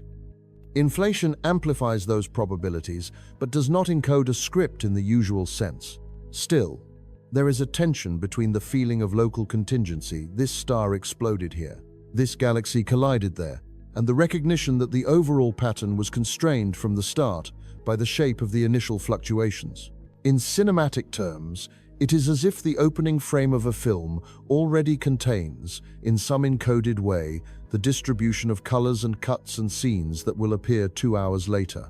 The narrative can twist, surprise, and improvise, but the space of possible stories is shaped by that first state. Some films have tried to evoke this feeling visually. Sequences in certain superhero stories, where the camera falls through layers of shifting, crystalline geometry, hint at the idea of rules repeating across scales, folding and unfolding. They are exaggerations, of course, but they give a taste of what it might be like to drift through an inflationary universe, watching fluctuations stretch into patterns. On a smaller, more grounded level, there is a similar effect in something as simple as stirred cream in coffee. When you pour cream into a cup of coffee and start to stir, at first you see large swirls, separate streams of white and brown. As you keep stirring, those swirls thin and fold. Tiny filaments of cream appear and disappear. Eventually, everything looks uniform. But if you could reverse the process perfectly, every detail of that mixing pattern would matter. A small change early on would lead to a visibly different marbling later. The universe seems to have run a version of this process in reverse. It started with a nearly uniform mix, laced with tiny variations. Then, under the influence of expansion and gravity, it unmixed, separating into denser and emptier regions, spinning up galaxies and clusters from an almost featureless beginning. The early random seeds became late-time structure. The repeating pattern underneath is the same one we keep meeting. Simple rules, applied at one scale, produce variations that are then stretched and reinterpreted at another. Quantum fluctuations at subatomic scales become density fluctuations at cosmic scales. Gravitational attraction, the same interaction that governs falling apples, becomes the architect of galaxy clusters and the sculptor of the web. If you could zoom from a map of the cosmic web all the way down into a cloud of gas, then into a star, then into its nuclear reactions, then into the particles involved, you would not find new fundamental forces at each step. You would find the same four, responding differently to changing conditions. The patterns they create at each level are different, but the grammar is familiar. Soon, we will look at another way that pattern shows up, in shapes that seem to echo themselves as you zoom in and out. From Romanesco broccoli to branching rivers to the hint of self-similarity in the cosmic web. But even before we talk about fractals, you can already feel the universe leaning in that direction. A small set of rules, extended across wildly different scales, writing variations on the same theme. Our eyes are very sensitive to this kind of repetition, even when we do not have equations for it. We call it beautiful long before we know how to call it anything else. Pick up a piece of Romanesco cauliflower in your hand. Each cone on its surface looks like a miniature version of the whole head. If you zoom in further, each little bump on the cone is itself another tiny cone with the same spiral pattern. The shape does not repeat perfectly, but it repeats enough that your brain feels a kind of echo. The part remembers the whole. This is what mathematicians call self-similarity, a pattern that resembles itself when you change scale. Zoom in, zoom out, and you keep encountering the same motif, twisted and varied, but recognizably related. Nature seems to love this trick. Look at a tree. From a distance, you see a trunk that splits into a few main branches. Each branch splits into smaller branches, those into twigs. Those twigs end in clusters of leaves. The overall outline is a branching form. If you cut off a small branch and hold it up, it looks like a miniature tree of its own. Not identical, but similar enough that a child could draw both with the same gesture. Look at a river network from the air. A main channel winds through the landscape. Smaller tributaries feed into it. Those tributaries have their own feeder streams. Each level of branching carves smaller versions of the same meandering pattern into the land. The geometry of erosion, the way water finds paths downhill and joins with other flows, creates shapes that recur at multiple scales. Look at lightning. A single bolt forks and branches as it searches for a path of least resistance through the air. The main trunk splits into thinner arms, and those into finer filaments. Pause the flash, and you would see a structure that could almost be a river, turned upside down and drawn in light. Even inside the human body, branching and self-similarity show up again and again. The bronchial tree in your lungs divides and divides, carrying air into smaller and smaller passages until it reaches alveoli, tiny sacs where gas exchange happens. The layout is not random. It is a compromise between packing efficiency and flow, a way to maximize surface area inside a limited volume. Blood vessels, too, obey branching patterns as they carry nutrients and oxygen to tissues, splitting large arteries into smaller arterioles and finally into capillaries. In all these cases, the pattern is not perfect or infinite. If you zoom in far enough, you hit the level of individual cells and proteins, and the resemblance breaks down. If you zoom out too far, the environment or the constraints change, and the large-scale shape deviates from the smaller ones. But over a certain range of scales, the same kind of structure reappears. The idea that such patterns might have a precise mathematical description took a long time to crystallize. In the early 20th century, various mathematicians played with strange sets and curves whose properties offended classical intuition. Shapes that were continuous but nowhere smooth. Curves whose length seemed to be infinite, no matter how small a segment you tried to measure. These were often treated as pathologies, curiosities that showed the limits of certain definitions.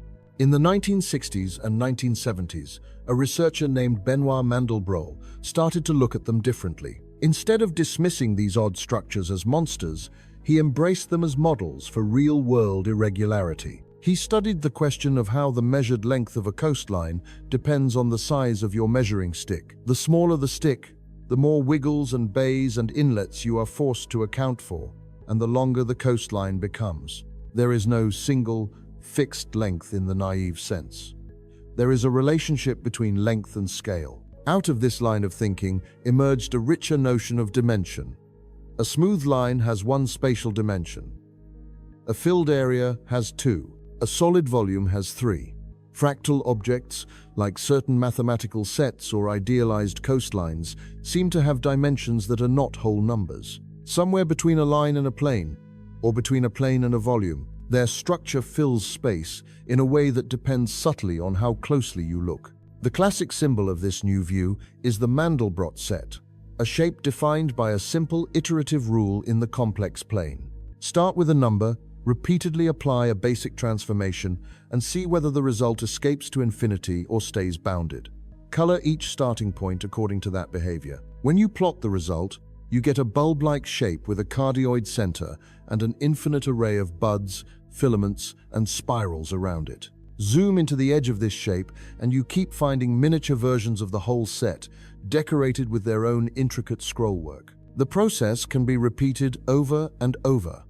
Each level of magnification reveals new detail, new walls, but the basic motifs recur.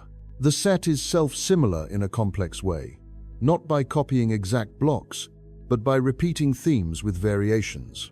Digital images of the Mandelbrot set have become a kind of visual shorthand for the idea of fractals, and they have influenced art, music, visualization, and even fashion. The appeal is not just their complexity, it is the sense that a simple rule, applied recursively, can generate endless, unpredictable richness.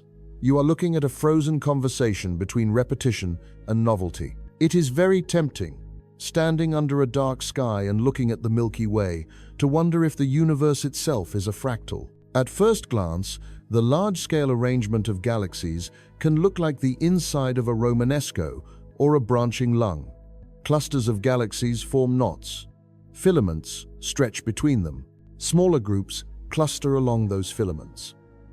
The cosmic web really does have a branching, networked quality when plotted in 3 dimensions. Deep field images, where telescopes stare at a seemingly empty patch for many hours and see it fill with galaxies, give the psychological impression of infinite depth. The more you look, the more appears. People have tried to quantify this. They count how many galaxies lie within spheres of different radii and see how that number grows. In a purely homogeneous, non-fractal distribution, the number of objects within a sphere grows like the volume, which is proportional to the radius cubed. In certain ranges of scale, the growth rate for galaxy distributions seems to follow a power law with an exponent less than 3, hinting at a more clustered, fractal-like structure. But here the nuance becomes important. Over modest ranges of distance, the universe does show clustering that can be described with scaling laws similar to those used for fractals. At these scales, the cosmic web has a kind of statistical self-similarity. Zoom in on a filament, and you may see smaller subfilaments. Look at a cluster, and you may find subclusters. The precise details differ, but the overall character persists. Beyond a certain scale, however, the picture smooths out. When you average over volumes large enough, the distribution of galaxies approaches homogeneity. It becomes uniform in a statistical sense, consistent with the cosmological principle that there is no special location or direction at the largest scales. The universe is not an infinite fractal that keeps repeating structure at every possible scale. The self-similarity has a range, and outside that range, other symmetries take over. That does not make the fractal language useless. It just sets boundaries on its domain. The real power of thinking in terms of fractals and self-similarity is not in declaring that everything is a fractal, but in seeing how often similar growth and branching rules appear in different contexts. The same mathematics that describes branching rivers can help describe blood vessels. The same kind of scaling behavior that appears in turbulence can appear in financial markets, in internet traffic, in certain patterns of earthquakes. The underlying systems are different. The statistics of their fluctuations can have shared features. In this sense, fractals are not a separate kingdom of shapes so much as a way of recognizing universality. Different systems, with very different microscopic details, can show similar behavior when you look at how structure depends on scale. A tree, a coastline, and the cosmic web may have nothing in common chemically, but the constraints of flow, branching, minimization of energy, and space filling can nudge them into using the same geometric strategies. There is also a psychological side to this. Our nervous systems seem to be attuned to scale, repeating patterns. When we see a landscape where small rocks resemble larger outcrops, or where clouds form nested layers of billows, there is a sense of coherence that is hard to name. Fractals in visual art and music tap into this. They provide structure across multiple levels. You can zoom in and still find something to follow. The danger is that once we learn this word, fractal, we start to paste it onto everything. A galaxy that looks like a swirl in a fractal image.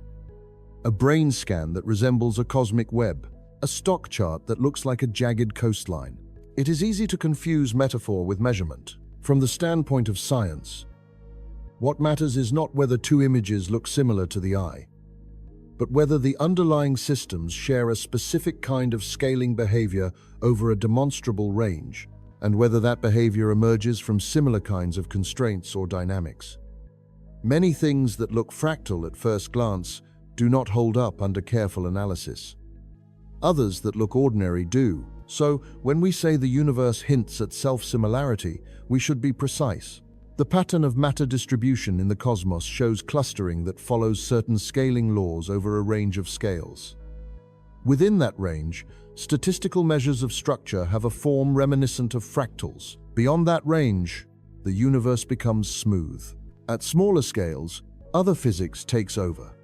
The fractal analogy is a map, not the territory. Still, as a way of feeling what it means for rules to repeat across scale, fractals are unusually potent. They give you an intuitive picture of how a simple algorithm, iterated, can produce patterns that have both order and surprise. They bridge the gap between a bare equation and a world of texture. When you hold a Romanesco floret, look at branching lightning, or trace the shapes of galaxies in a deep field image, you are touching three very different systems, united by a common theme: repetition with variation. The same growth rules applied again and again, with noise and constraints and imperfections, produce forms that echo themselves.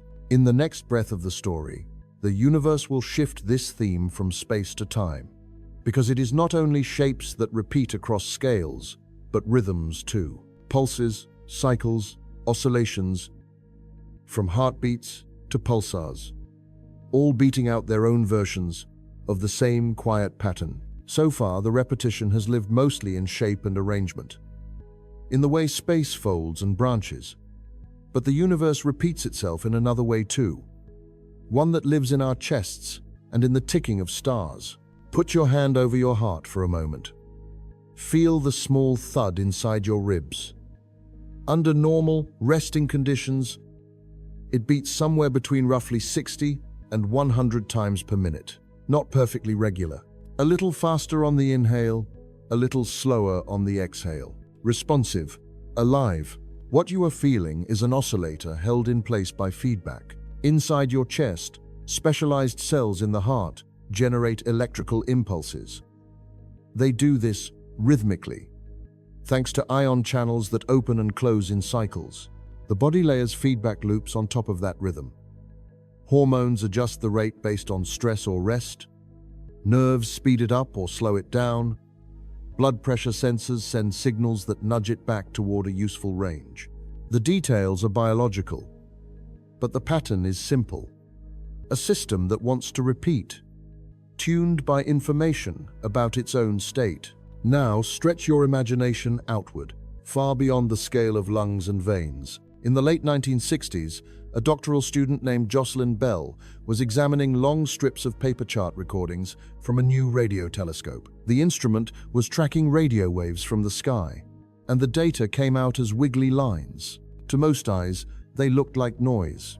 Bell, patient and meticulous, noticed something odd. On some of the charts, a little bit of signal appeared, then vanished, then appeared again. Regularly, the pattern repeated about once every second and a bit. It was so precise that, at first, she and her supervisor half joked about the source being an artificial beacon from an alien civilization. They labeled it, on the charts, with the dry humor of scientists, LGM. For little green men, it was not a message. It was a star. Specifically, it was a neutron star, the collapsed core left behind after a massive star explodes. Pack more mass than the sun into a sphere only a few tens of kilometers across, and you get an object with gravity so intense that atoms cannot remain in their usual configurations. Protons and electrons squeeze into neutrons. The matter becomes something like a giant atomic nucleus, incredibly dense. If such a star has a strong magnetic field and rotates rapidly, it can act like a cosmic lighthouse. Charged particles accelerated along its magnetic field lines radiate beams of radio waves. As the star spins, those beams sweep through space. If Earth lies in the path of the sweep, we see a pulse each time the beam crosses our line of sight. That is what Bell had found. A natural clock, ticking with astonishing regularity, far more precise than a human heartbeat. Later observations found pulsars with periods much shorter and much longer than a second, but the structure of the phenomenon remained the same. An oscillator plus a feedback, writ large in gravity and magnetism instead of biochemistry. There is something strangely intimate about that discovery. Your heart and a pulsar are nothing alike in composition or origin. One is a warm organ of flesh, the other a frozen cinder of a star. Yet both fall into rhythmic behavior, stabilized by the interplay of forces, energy, and information. Look around, and rhythmic repetition turns out to be everywhere. Electrical activity in the human brain comes in waves, with characteristic frequencies. Alpha rhythms, beta rhythms, gamma bursts. They change with attention, sleep, memory, but they are all variations on an oscillatory theme. Networks of neurons excite and inhibit each other, forming loops that naturally fall into cycles. At the level of culture, we build music on pulses and patterns. From slow, spacious, ambient pieces to fast, driving techno, there is almost always some repeating motif, some beat that returns. The details of melody and harmony vary wildly, but the presence of time structure is nearly universal. We seem to crave repetition in time as much as we crave structure in space. The planet itself runs on cycles. The rotation of Earth gives us day and night, a rhythm that life has synced with so thoroughly that our cells carry their own circadian clocks. The tilt of the planet's axis and its orbit around the sun give us seasons, shifts in temperature and daylight that shape migration, flowering, hibernation. Tidal cycles, driven by the gravitational pull of the moon and the sun, influence coastal ecosystems, spawning cycles, even human rituals along shorelines. These are large, slow oscillations, but the logic is the same as in a heartbeat or a pulsar. Some basic motion repeats. Feedback, in the form of energy, flows and constraints, keeps the repetition from drifting too far off beat. When astronomers hunt for the expansion history of the universe, they lean on this temporal regularity at cosmic scale. Certain types of exploding stars, called Type 1a supernovae, have relatively consistent intrinsic brightness. They are thought to occur when a white dwarf star in a binary system accretes matter from its companion until it reaches a critical mass and undergoes a runaway thermonuclear reaction. Because the conditions are similar, the explosions have similar peak luminosities. That regularity turns them into tools. By comparing how bright these supernovae appear to us with how bright we infer they truly are, Astronomers estimate their distances. By measuring how much the light has been stretched to redder wavelengths by cosmic expansion, they estimate how fast those distances are changing. In this way, repeating stellar catastrophes become clock-like markers in the story of the universe, revealing the acceleration driven by dark energy. We build clocks the same way, at different scales. A pendulum swings back and forth with a period determined by its length and gravity. A quartz crystal in a wristwatch vibrates at a precise frequency when an electric field is applied, and electronics count those oscillations. Atomic clocks use the frequency of radiation absorbed or emitted when electrons in specific atoms change energy levels. All of these devices take some natural oscillator and wrap it in feedback to keep its rhythm stable, then use that rhythm to measure time. What ties all of this together is not a specific mechanism, but a pattern. Systems across a vast range of sizes and compositions fall into repeated cycles. Their rhythms can be slow or fast, regular or slightly chaotic. But they often settle into attractors in time. Once there, they can synchronize. Fireflies in certain regions will begin flashing in unison after some time together. Metronomes placed on a movable platform can lock into the same beat as tiny transfers of momentum through the base couple their motions. People clapping after a performance often drift into a unified rhythm without planning to. The laws governing these systems are different in detail, but the mathematics of coupled oscillators applies to all of them. On planetary and stellar scales, there is synchronization too. The moon's rotation is tidally locked to its orbit, so it always shows the same face to Earth. Planets can fall into orbital resonances, where the periods of their orbits are simple ratios of each other, stabilized by repeated gravitational nudges. Pulsars in binary systems can have their spins and orbits influenced by mutual interaction, adjusting their rhythms over time. From milliseconds in neural spikes to billions of years in orbital cycles, time in the universe is structured by these repeating behaviors. Not everything is periodic, of course. There are singular events, transitions, irreversible processes. Entropy increases. Arrows of time emerge.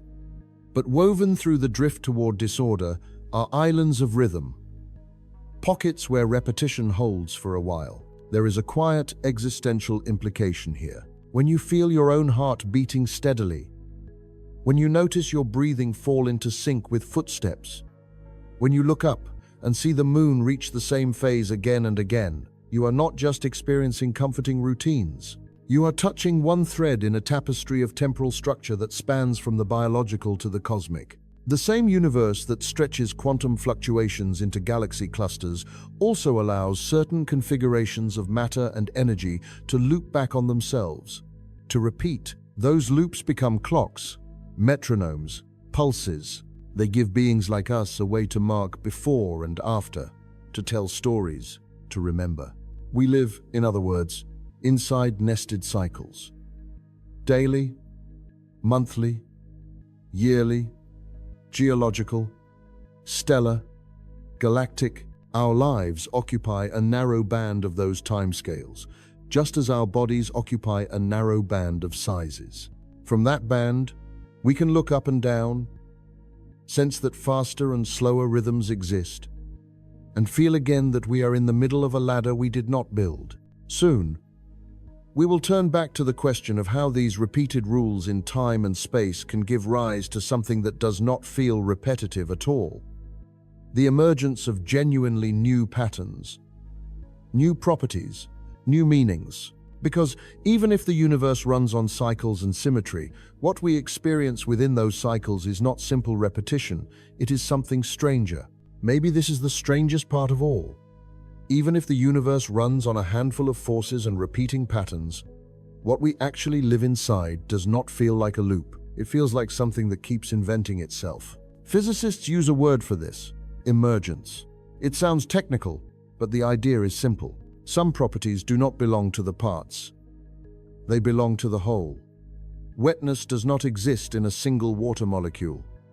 It appears when huge numbers of them move together. A single neuron does not think.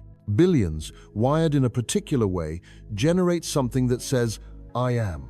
Emergence is what happens when simple rules play out on many actors, and the result is more than the sum of the pieces. There is a famous mathematical toy that shows this in a brutally clear way. It lives on a grid, like a sheet of graph paper stretching out in every direction.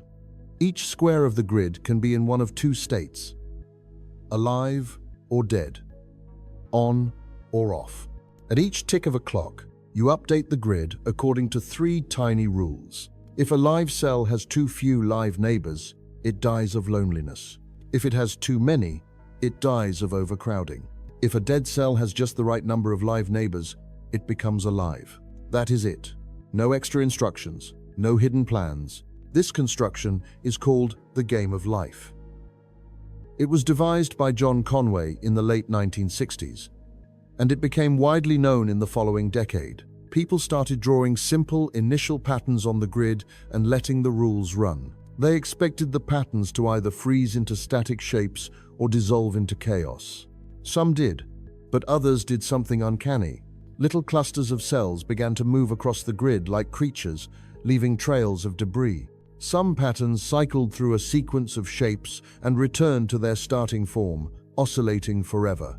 Others produced gliders, small constellations of live cells that drifted diagonally, interacting with other patterns in ways that looked disturbingly like collisions and reactions. With more exploration, people discovered structures that could copy themselves, that could build other structures, that could perform logical operations. Given the right setup, the game of life can, in principle, compute anything a conventional computer can. Out of three simple rules on a flat grid, a zoo of behaviors appears. Still lifes, oscillators, spaceships, breeders. Nothing in the rules mentions gliders. Nothing in the rules mentions computation. The rules are purely local, concerned only with small neighborhoods. Yet when you look at the evolving patterns, you cannot help but see higher-level entities, things that move, interact, survive, or vanish. This is emergence in its purest, almost uncomfortable form. There is no mystery about how the rules operate. They are transparent. The surprise lives in how quickly human intuition falls behind once those rules are iterated many times. A similar thing happens in a very different toy, created in the 1980s by Craig Reynolds. He wanted to simulate the flocking of birds or the schooling of fish without hard-coding group behavior. So he gave each agent, each Boyd, three simple tendencies. Avoid crowding neighbors. Align your direction with nearby Boyds. Steer toward the average position of neighbors. Run these simple rules for many Boyds at once, and a flock appears. The group wheels, turns, splits, merges, avoids obstacles, and regains coherence. All without a leader. The motion looks uncannily like footage of real birds or fish. Again, nothing in the rules mentions flock. There is no central control. The emergent behavior is not an extra force acting on the system. It is a pattern in how the local rules play out when many agents interact. Once you have seen these examples, it becomes hard not to notice similar logic everywhere. An ant colony can build complex nests, allocate workers to different tasks, respond flexibly to changes in the environment, and find efficient paths to food. Each individual ant is simple, driven by local pheromone cues and simple behavioral rules. The colony as a whole displays something like memory and decision-making. The intelligence is not in a single ant, it is in the network of interactions. A human brain, too, is a crowded grid of local rules. Each neuron receives signals from other neurons, fires if certain thresholds are met, strengthens or weakens its connections based on activity. There is no single neuron that is your sense of self, your favorite song, or the memory of a childhood day. Those are emergent patterns in the global activity, stable enough to feel like things. At the scale of societies, the same pattern reappears in messier form. Traffic jams materialize on highways without any one driver deciding to create them. Fashions spread, languages evolve, markets boom and crash. Not because a single mind is in charge, but because many local decisions, following simple incentives and biases, create global trends. It is tempting, when you hear this, to reduce everything downward, to say that love is nothing but chemistry, chemistry nothing but physics, physics nothing but equations, and to treat emergent phenomena as illusions. But that misses the central point. Emergent patterns can be as real and as causally important as the rules that generate them. A glider in the game of life is not a separate entity from the cells that compose it, but it is a useful, stable pattern. You can talk about it, predict its behavior, design other structures to interact with it. A traffic jam is nothing but cars. But telling a driver, there are too many cars arranged this way, is less helpful than saying, there is a jam ahead. Take another route. The higher level description matters. Physics, at its best, embraces this. When we talk about sound waves in air, we are not tracking the motion of every molecule. We talk about pressure, density, and velocity fields. When we talk about temperature, we are not following each particle's kinetic energy separately. We talk about averages. These quantities are emergent. They do not exist at the level of a single molecule, but they are not fictions. From this perspective, the universe starts to look like a kind of layered text. At the bottom lies a set of microscopic rules. Quantum fields, forces, symmetries. On top of that, collective behaviors emerge. Atoms, crystals, fluids, plasmas. On top of those, more. Chemistry, biochemistry, self-replicating molecules, then cells, tissues, organs, nervous systems, ecosystems, cultures. Each layer depends on the ones below, but it is not simply nothing but those layers. It has its own regularities, its own effective laws. The film The Matrix wrapped this idea in late 20th century aesthetics, imagining an entire world generated by underlying code. The story leans hard into the simulation hypothesis, but you do not need to believe we live in a literal computer to see the metaphor. A few basic operations, repeated across pixels, can render oceans, faces, cities. Underneath a glossy cinematic scene lies an engine that updates values at each frame based on simple rules. In the actual universe, no one is writing the script line by line, but the effect is similar. Simple, local dynamics running on many degrees of freedom produce patterns that are easiest to understand in their own language. There is a philosophical tension hiding here, and it cuts close to how we think about ourselves. If your thoughts, desires, and fears are emergent patterns in neural activity, and that activity is governed by biochemistry, and that biochemistry is governed by physics, where does that leave ideas like free will or meaning? Are they just illusions produced by low-level rules repeating blindly? One answer, perhaps too quick, is to say yes and move on. Another answer is to notice that just does a lot of work in that sentence. The ability of a system to represent the world, to model possibilities, to choose among them based on goals, can itself be seen as an emergent property of certain arrangements of matter. It is not fundamental in the same way as charge or mass, but it is not arbitrary either. It arises reliably when conditions are right. In this view, conscious experience is what it feels like, from the inside, when a certain kind of highly structured, self-modeling emergent pattern is running. The fact that it can, in principle, be traced back to simpler components does not make it unreal, any more than the reducibility of a symphony to vibrations in air makes the music an illusion. None of this is settled science. Philosophers and neuroscientists argue intensely about how to connect subjective experience to physical processes, but the emergence lens at least offers a way to think about it that is consistent with what we see in simpler systems. You can also flip the question around. Instead of feeling diminished by emergence, you can feel overwhelmed by what it implies.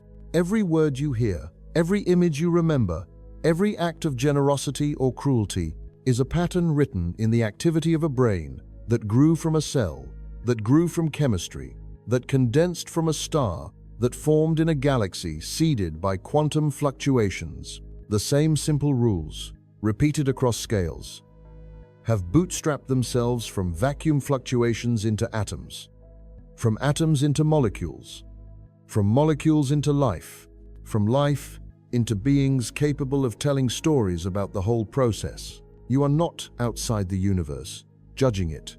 You are an emergent feature of its dynamics, briefly aware of itself. That realization can go in many directions. It can feel flattening, as if everything meaningful has been demoted to epiphenomena.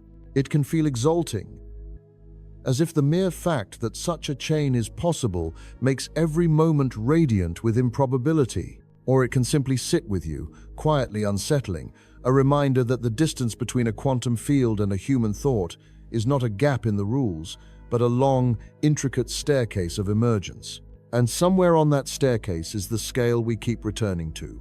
The human scale, the apple in the hand, the narrow band of sizes and times where many layers overlap. That is where emergence feels most vivid, because that is where the micro rules and macro structures meet to produce something like a life.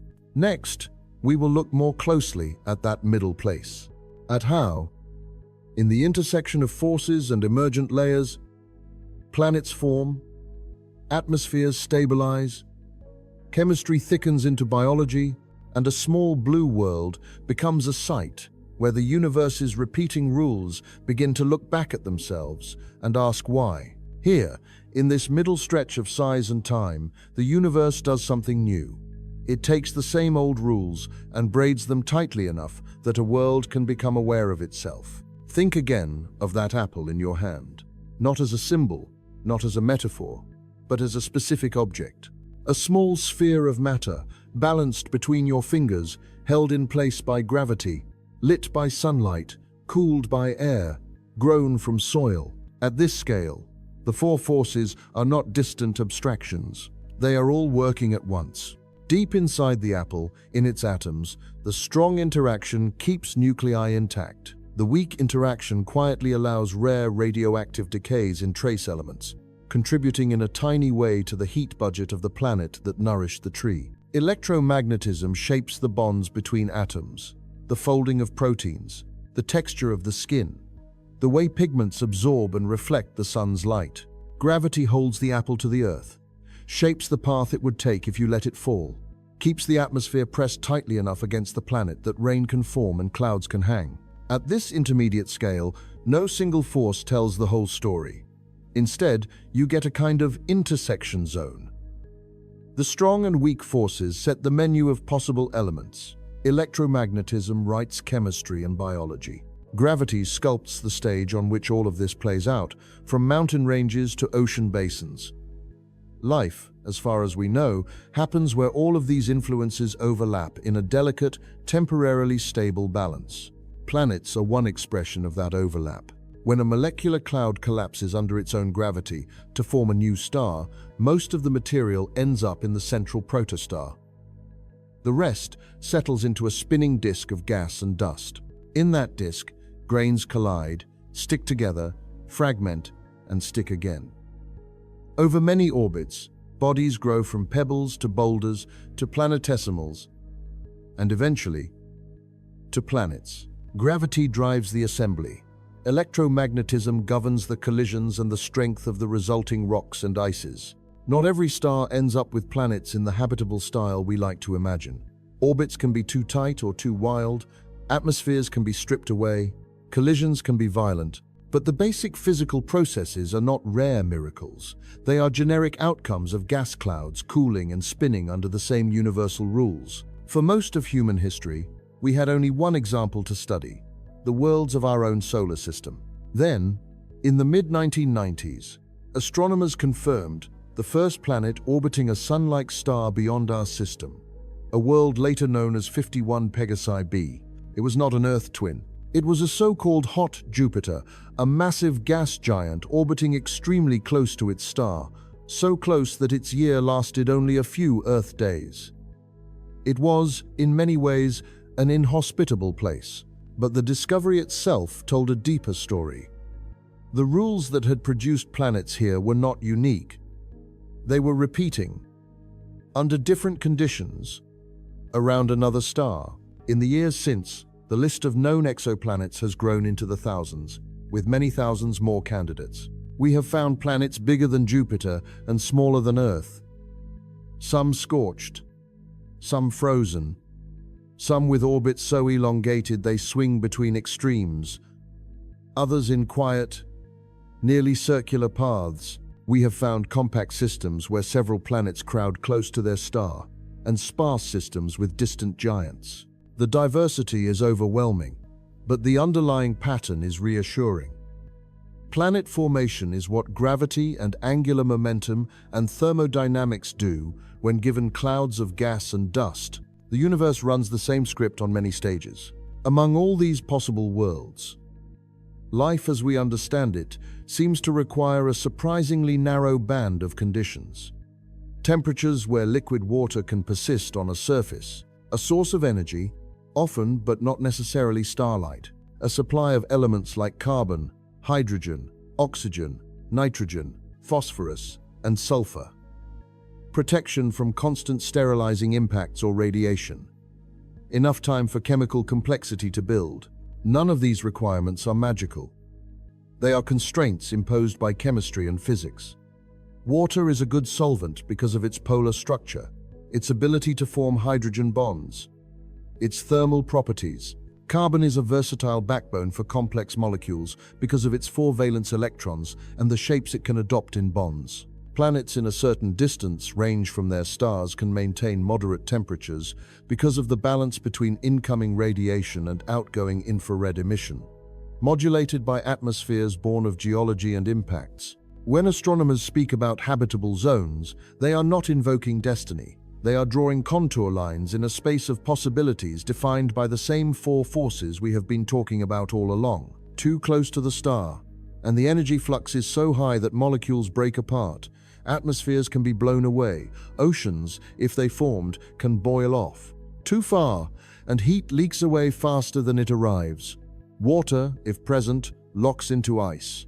Within a band that is neither too hot nor too cold, and on planets with the right mass, rotation, and composition, something more interesting can occur. Atmospheres can form and persist. Liquid water can flow and pool. Complex molecules can survive long enough to bump into each other, react, and occasionally form longer chains. Over millions of years, that chemistry can cross thresholds into biology. On Earth, the medium for stored biological information is DNA, a molecule built from a simple alphabet of 4 bases. The exact letters matter less, at this level, than the pattern. A small number of repeatable elements can be combined into an astronomically large number of sequences. Those sequences code for proteins, which perform almost every structural and catalytic job in cells. Here again, we see the same theme. A tiny rule set, repeated, generates huge combinatorial space. The base pairing rules of DNA, the translation rules of the genetic code, the physical constraints on protein folding, are all consequences of electromagnetism and quantum mechanics operating at molecular scale. Chemistry lays out what is allowed. Evolution explores that space by variation and selection. The Drake equation, proposed in the early 1960s, is a way of turning this intuition into a question. It is not a precise formula, so much as a structured guess. It invites you to multiply together factors: the rate of star formation, the fraction of stars with planets, the number of habitable worlds per planetary system, the fraction where life arises, the fraction where intelligence emerges, the fraction where such beings develop detectable technology, and the average lifetime of such civilizations. Each term is uncertain, some wildly so. But the point is not to get a single number. The point is to notice that, at each step, the ingredients come from repeating cosmic processes.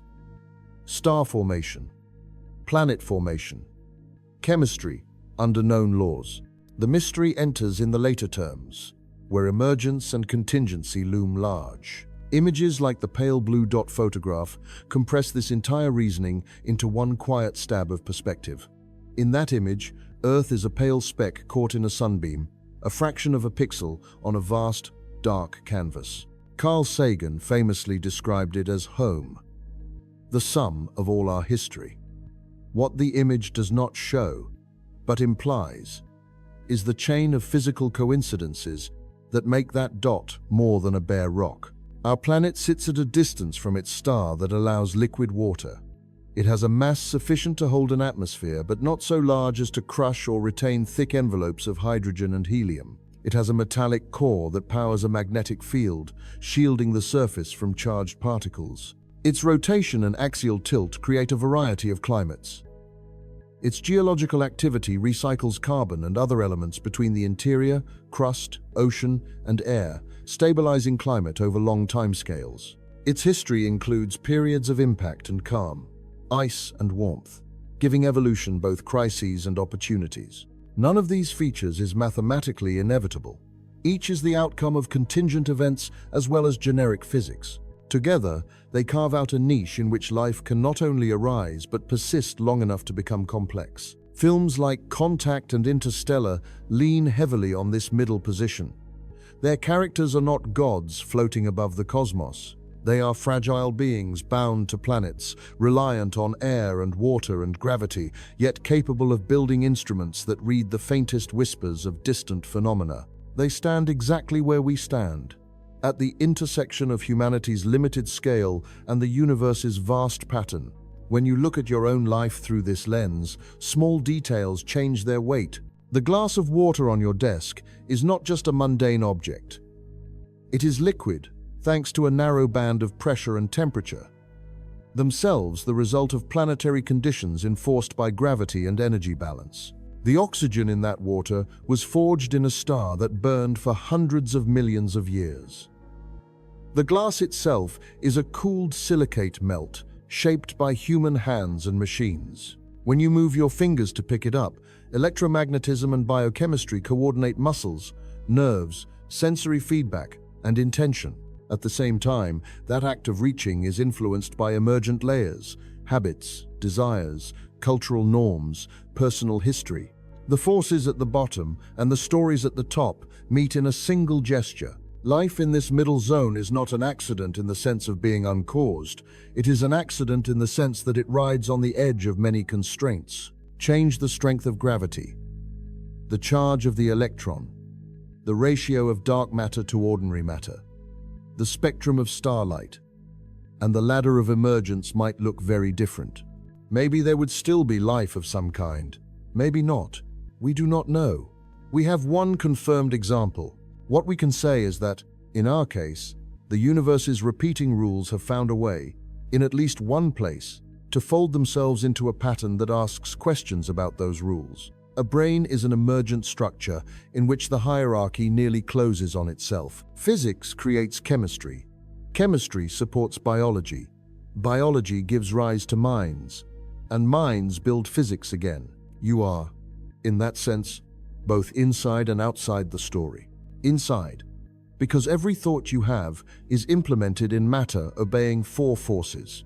Outside, because you can step back, conceptually, and trace the arc from quantum fluctuations, to galaxies, to stars, to planets, to cells, to that thought. From here, it is a short step to an idea that both fascinates and disturbs many people. If the universe can be described as information flowing through rules, might it be useful, at least metaphorically, to think of all of this as a kind of code running on a very large, very patient substrate? And if so, what does that make us? Lines in the program? Or readers of the output? Maybe that is what it means for the universe to become self-aware. Not that it steps outside its own rules, but that it starts to notice they are rules at all. In the middle of the 20th century, a quiet revolution in thinking began with something very down to earth. How to send messages over wires without too many errors. Claude Shannon, working at Bell Labs, stripped the idea of a message down to its skeleton. He did not care whether the message was a love letter, a stock price, or a photograph. He cared about how much choice there was in it, how much surprise, how much uncertainty. He called that quantity information. In Shannon's picture, any message can be represented as a sequence of yes or no choices, bits. Each bit is a decision between two possibilities. Arrange enough bits, and you can describe anything from a song to a movie to the pattern of pixels in an image of a galaxy, as long as you have agreed on a code. The beauty of this view is that it does not depend on the medium. The same information can ride on electrical voltage, radio waves, optical pulses, or ink on paper. Later, physicists began to realize this was not just an engineering trick. Information has a physical side. To erase a bit, to reset it from an unknown state to a known one, costs energy. There is a minimum amount of heat that must be released when you do that, no matter how clever your device. Information, in other words, is not ghostly. It is entangled with entropy, with the flow of energy, and the arrow of time. This led to a strange question. If information is so tightly tied to physical processes, could it be that physical laws themselves are best understood as rules for how information can and cannot change? In some areas, that idea has real traction. Quantum mechanics, for instance, can be written in a way that emphasizes how probabilities and amplitudes evolve, how information about a system is preserved or scrambled. Black hole physics has forced theorists to grapple with what happens to information when matter falls behind an event horizon. Principles like the conservation of quantum information and the holographic conjecture suggest that the information content of a region of space might be encoded on its boundary in a surprisingly economical way. These are not settled facts about the world. They are active frontiers, full of sharp debate. But they have shifted the tone of the conversation. Instead of thinking of the universe as made of stuff that just happens to move according to equations, some physicists talk about it as a giant information processing system, where fields and particles are ways of storing and updating bits according to local rules. If you follow that line of thought, you eventually bump into a more speculative and emotionally charged notion, the simulation idea. The bare version goes like this: our computers, as primitive as they are compared to what might someday exist, can already simulate small physical systems. We simulate the weather, fluid flow, galaxy formation, protein folding. We build virtual environments where digital agents move, interact, and sometimes learn. If technological civilizations survive long enough, the argument goes, they might build computers powerful enough to simulate entire worlds, complete with conscious beings inside them. From there, a philosopher named Nick Bostrom made a provocative move. He proposed a trilemma. Either almost no civilizations reach such technological maturity, or those that do reach it choose not to run many detailed simulations of conscious beings. Or, if many simulations are run, then simulated beings could vastly outnumber non-simulated ones, and the odds that we are in a simulation rather than a base reality might be high. It is an argument about probability, not a piece of physical evidence. You cannot point a telescope at a distant galaxy and see simulation stamped on it. There is no widely accepted empirical signature that would distinguish, in principle, between a universe running on its own and a universe running as a computation on some external substrate. Many physicists and philosophers think the question is ill-posed. Others find it compelling. For now, it lives more in thought experiments than in data. Culturally, though, the idea has gripped us. Stories like The Matrix and earlier works have turned it into a myth of our era. Beneath the visible world, they suggest, lies a code. Simple instructions, executed at inconceivable speed, generating every color, every sound, every memory. If you could see the code, you could understand why the world behaves as it does. Maybe you could even bend it, strip away the leather coats and slow motion. And you are left with a question that is older than computers. Is reality more like a continuous fabric, or more like a pattern of discrete symbols? Is it more like clay, or more like text? From the vantage point of physics, thinking in terms of code is at least a useful metaphor. Imagine you are a game designer building a three-dimensional world. You do not write separate rules for every hill, every leaf, every wave. You write a physics engine, a set of simple, general laws. How gravity works, how rigid bodies collide, how light bounces. Then you instantiate those rules in many objects and let them run. The same code handles a rolling boulder and a falling cup, a swaying tree and a tumbling character. The diversity of behavior comes from initial conditions and interactions, not from unique rules per object. Seen from within the game, if you were a character wandering through that landscape, you might eventually notice that the same patterns repeat, the same arc of a thrown stone, the same way water splashes, the same way light dims with distance. You could write your own physics describing those observations without ever seeing the underlying code.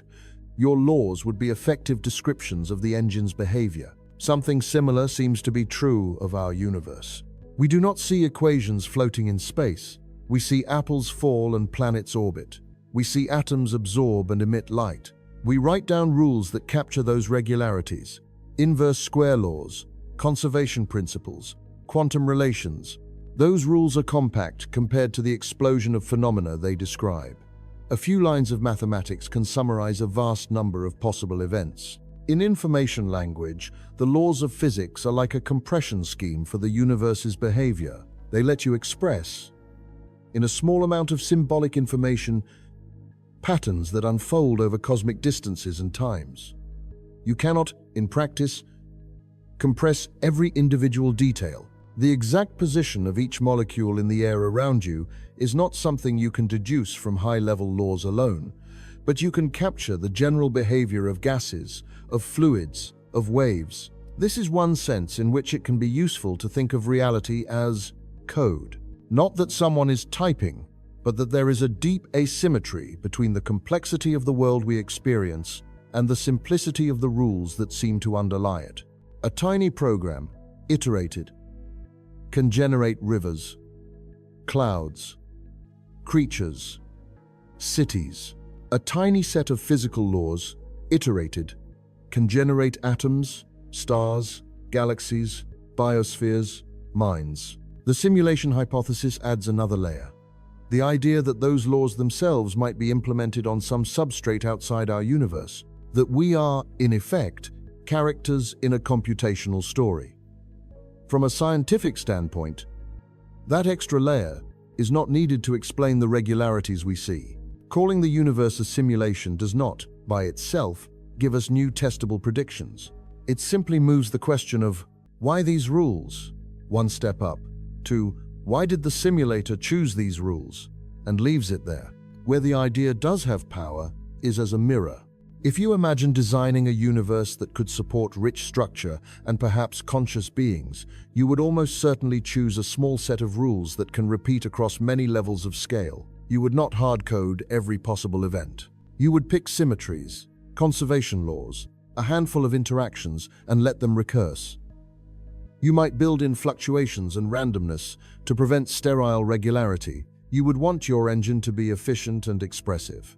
When we look at our universe and see exactly that pattern, a compact set of laws reused from subatomic to cosmic scales, noise amplified into structure, emergence, layered on emergence, it is tempting to see confirmation of the design story. But that is where the earlier warning comes back. Recognizing a pattern is not the same as proving its cause. The fact that a universe like ours could, in principle, be simulated does not mean it is. The fact that our laws are reusable and scale-friendly does not, by itself, imply a programmer. It might simply mean that only universes with such reusable rules are capable of producing observers who can ask these questions, for reasons intertwined with stability, complexity, and emergence. Or it might mean nothing at all beyond the bare statement that this is the universe we happen to find ourselves in. What remains, even if you set the simulation idea aside, is the information lens.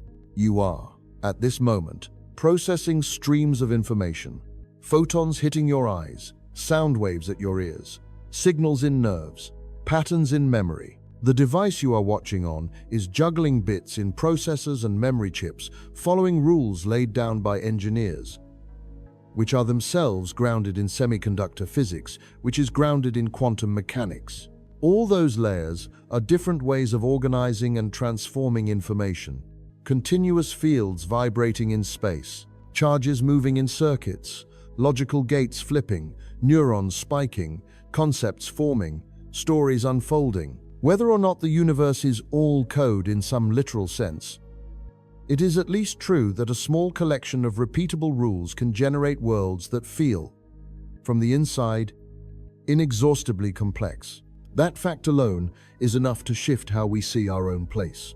Because if the cosmos is compressible in this way, if a few principles can describe so much, then our urge to understand is not hopeless. We are not trying to memorize an infinite script line by line. We are trying to glimpse the engine, the recurring motifs.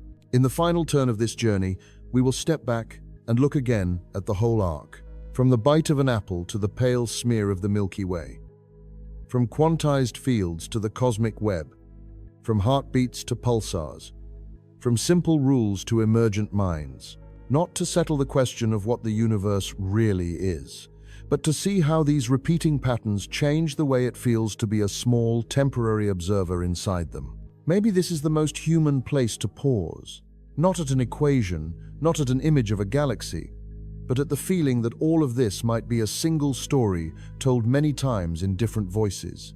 If you trace the arc we have walked, it keeps folding back on itself. Tiny quantum jitters in fields, inflated to cosmic size. Symmetries.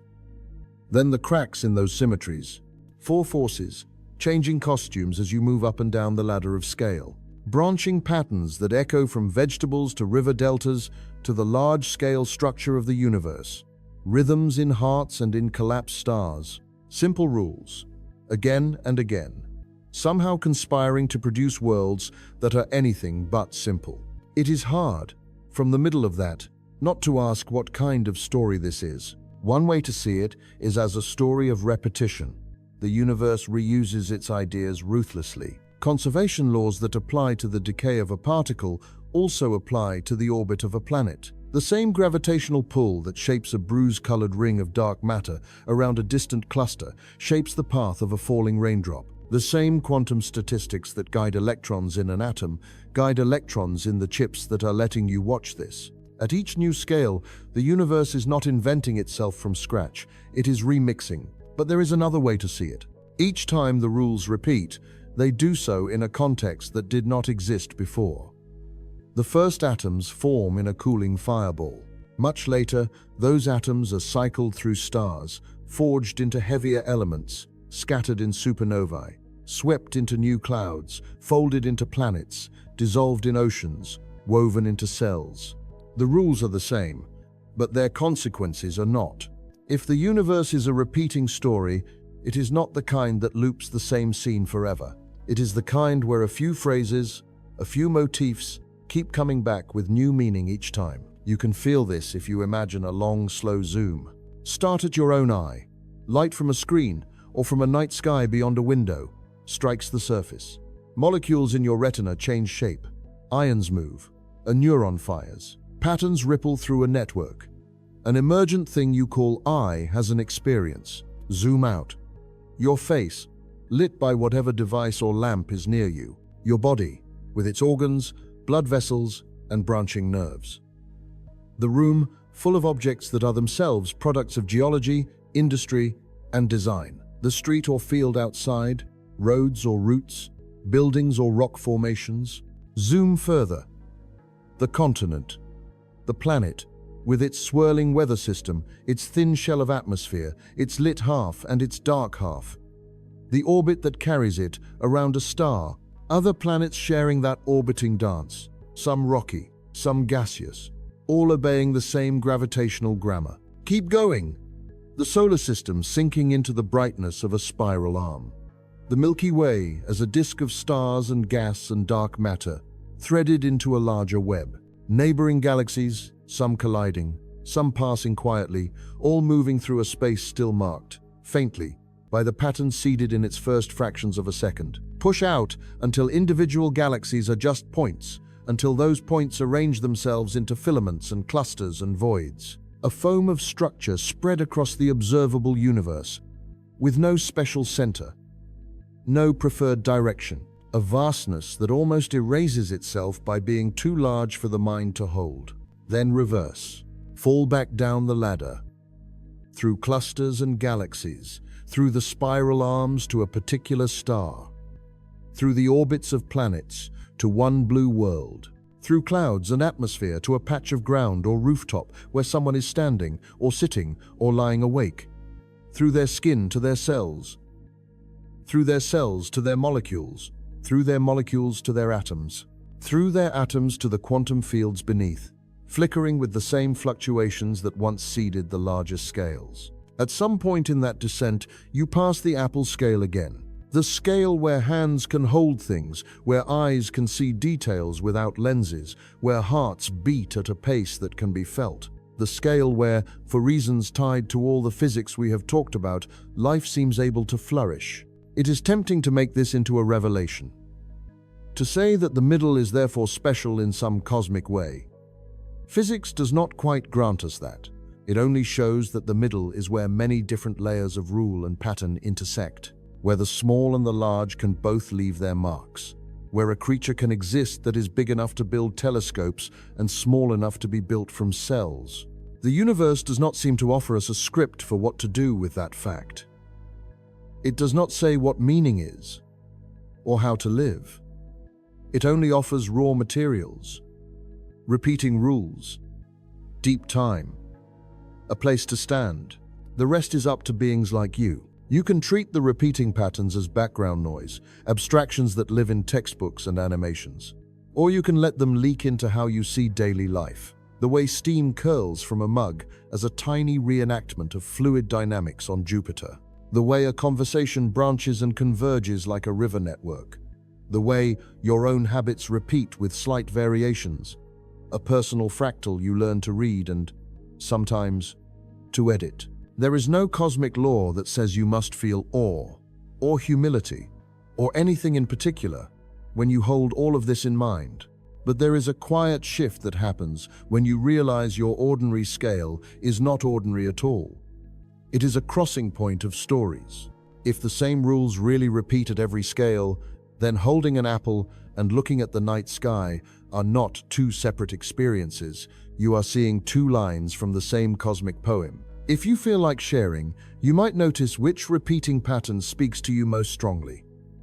The branching, the rhythms, the webs, the way tiny fluctuations become large outcomes. You might notice where, in your own life, a small asymmetry had huge effects, or where a simple rule you follow has generated unexpected complexity. And if you ever want to go deeper, we could spend a whole night just on symmetry, or on the 62 layers of scale, or on emergence and minds. Each one is its own orbit. For now, wherever you are, under whatever sky, I hope you can feel this much. You are not at the center of the universe, but you are at the center of your slice of it. A brief, local place where the laws have, for a while, braided themselves into awareness. May you look up at the stars as if for the first time, and look down at the small things in your hands as if they were tiny universes, repeating the story in their own quiet way.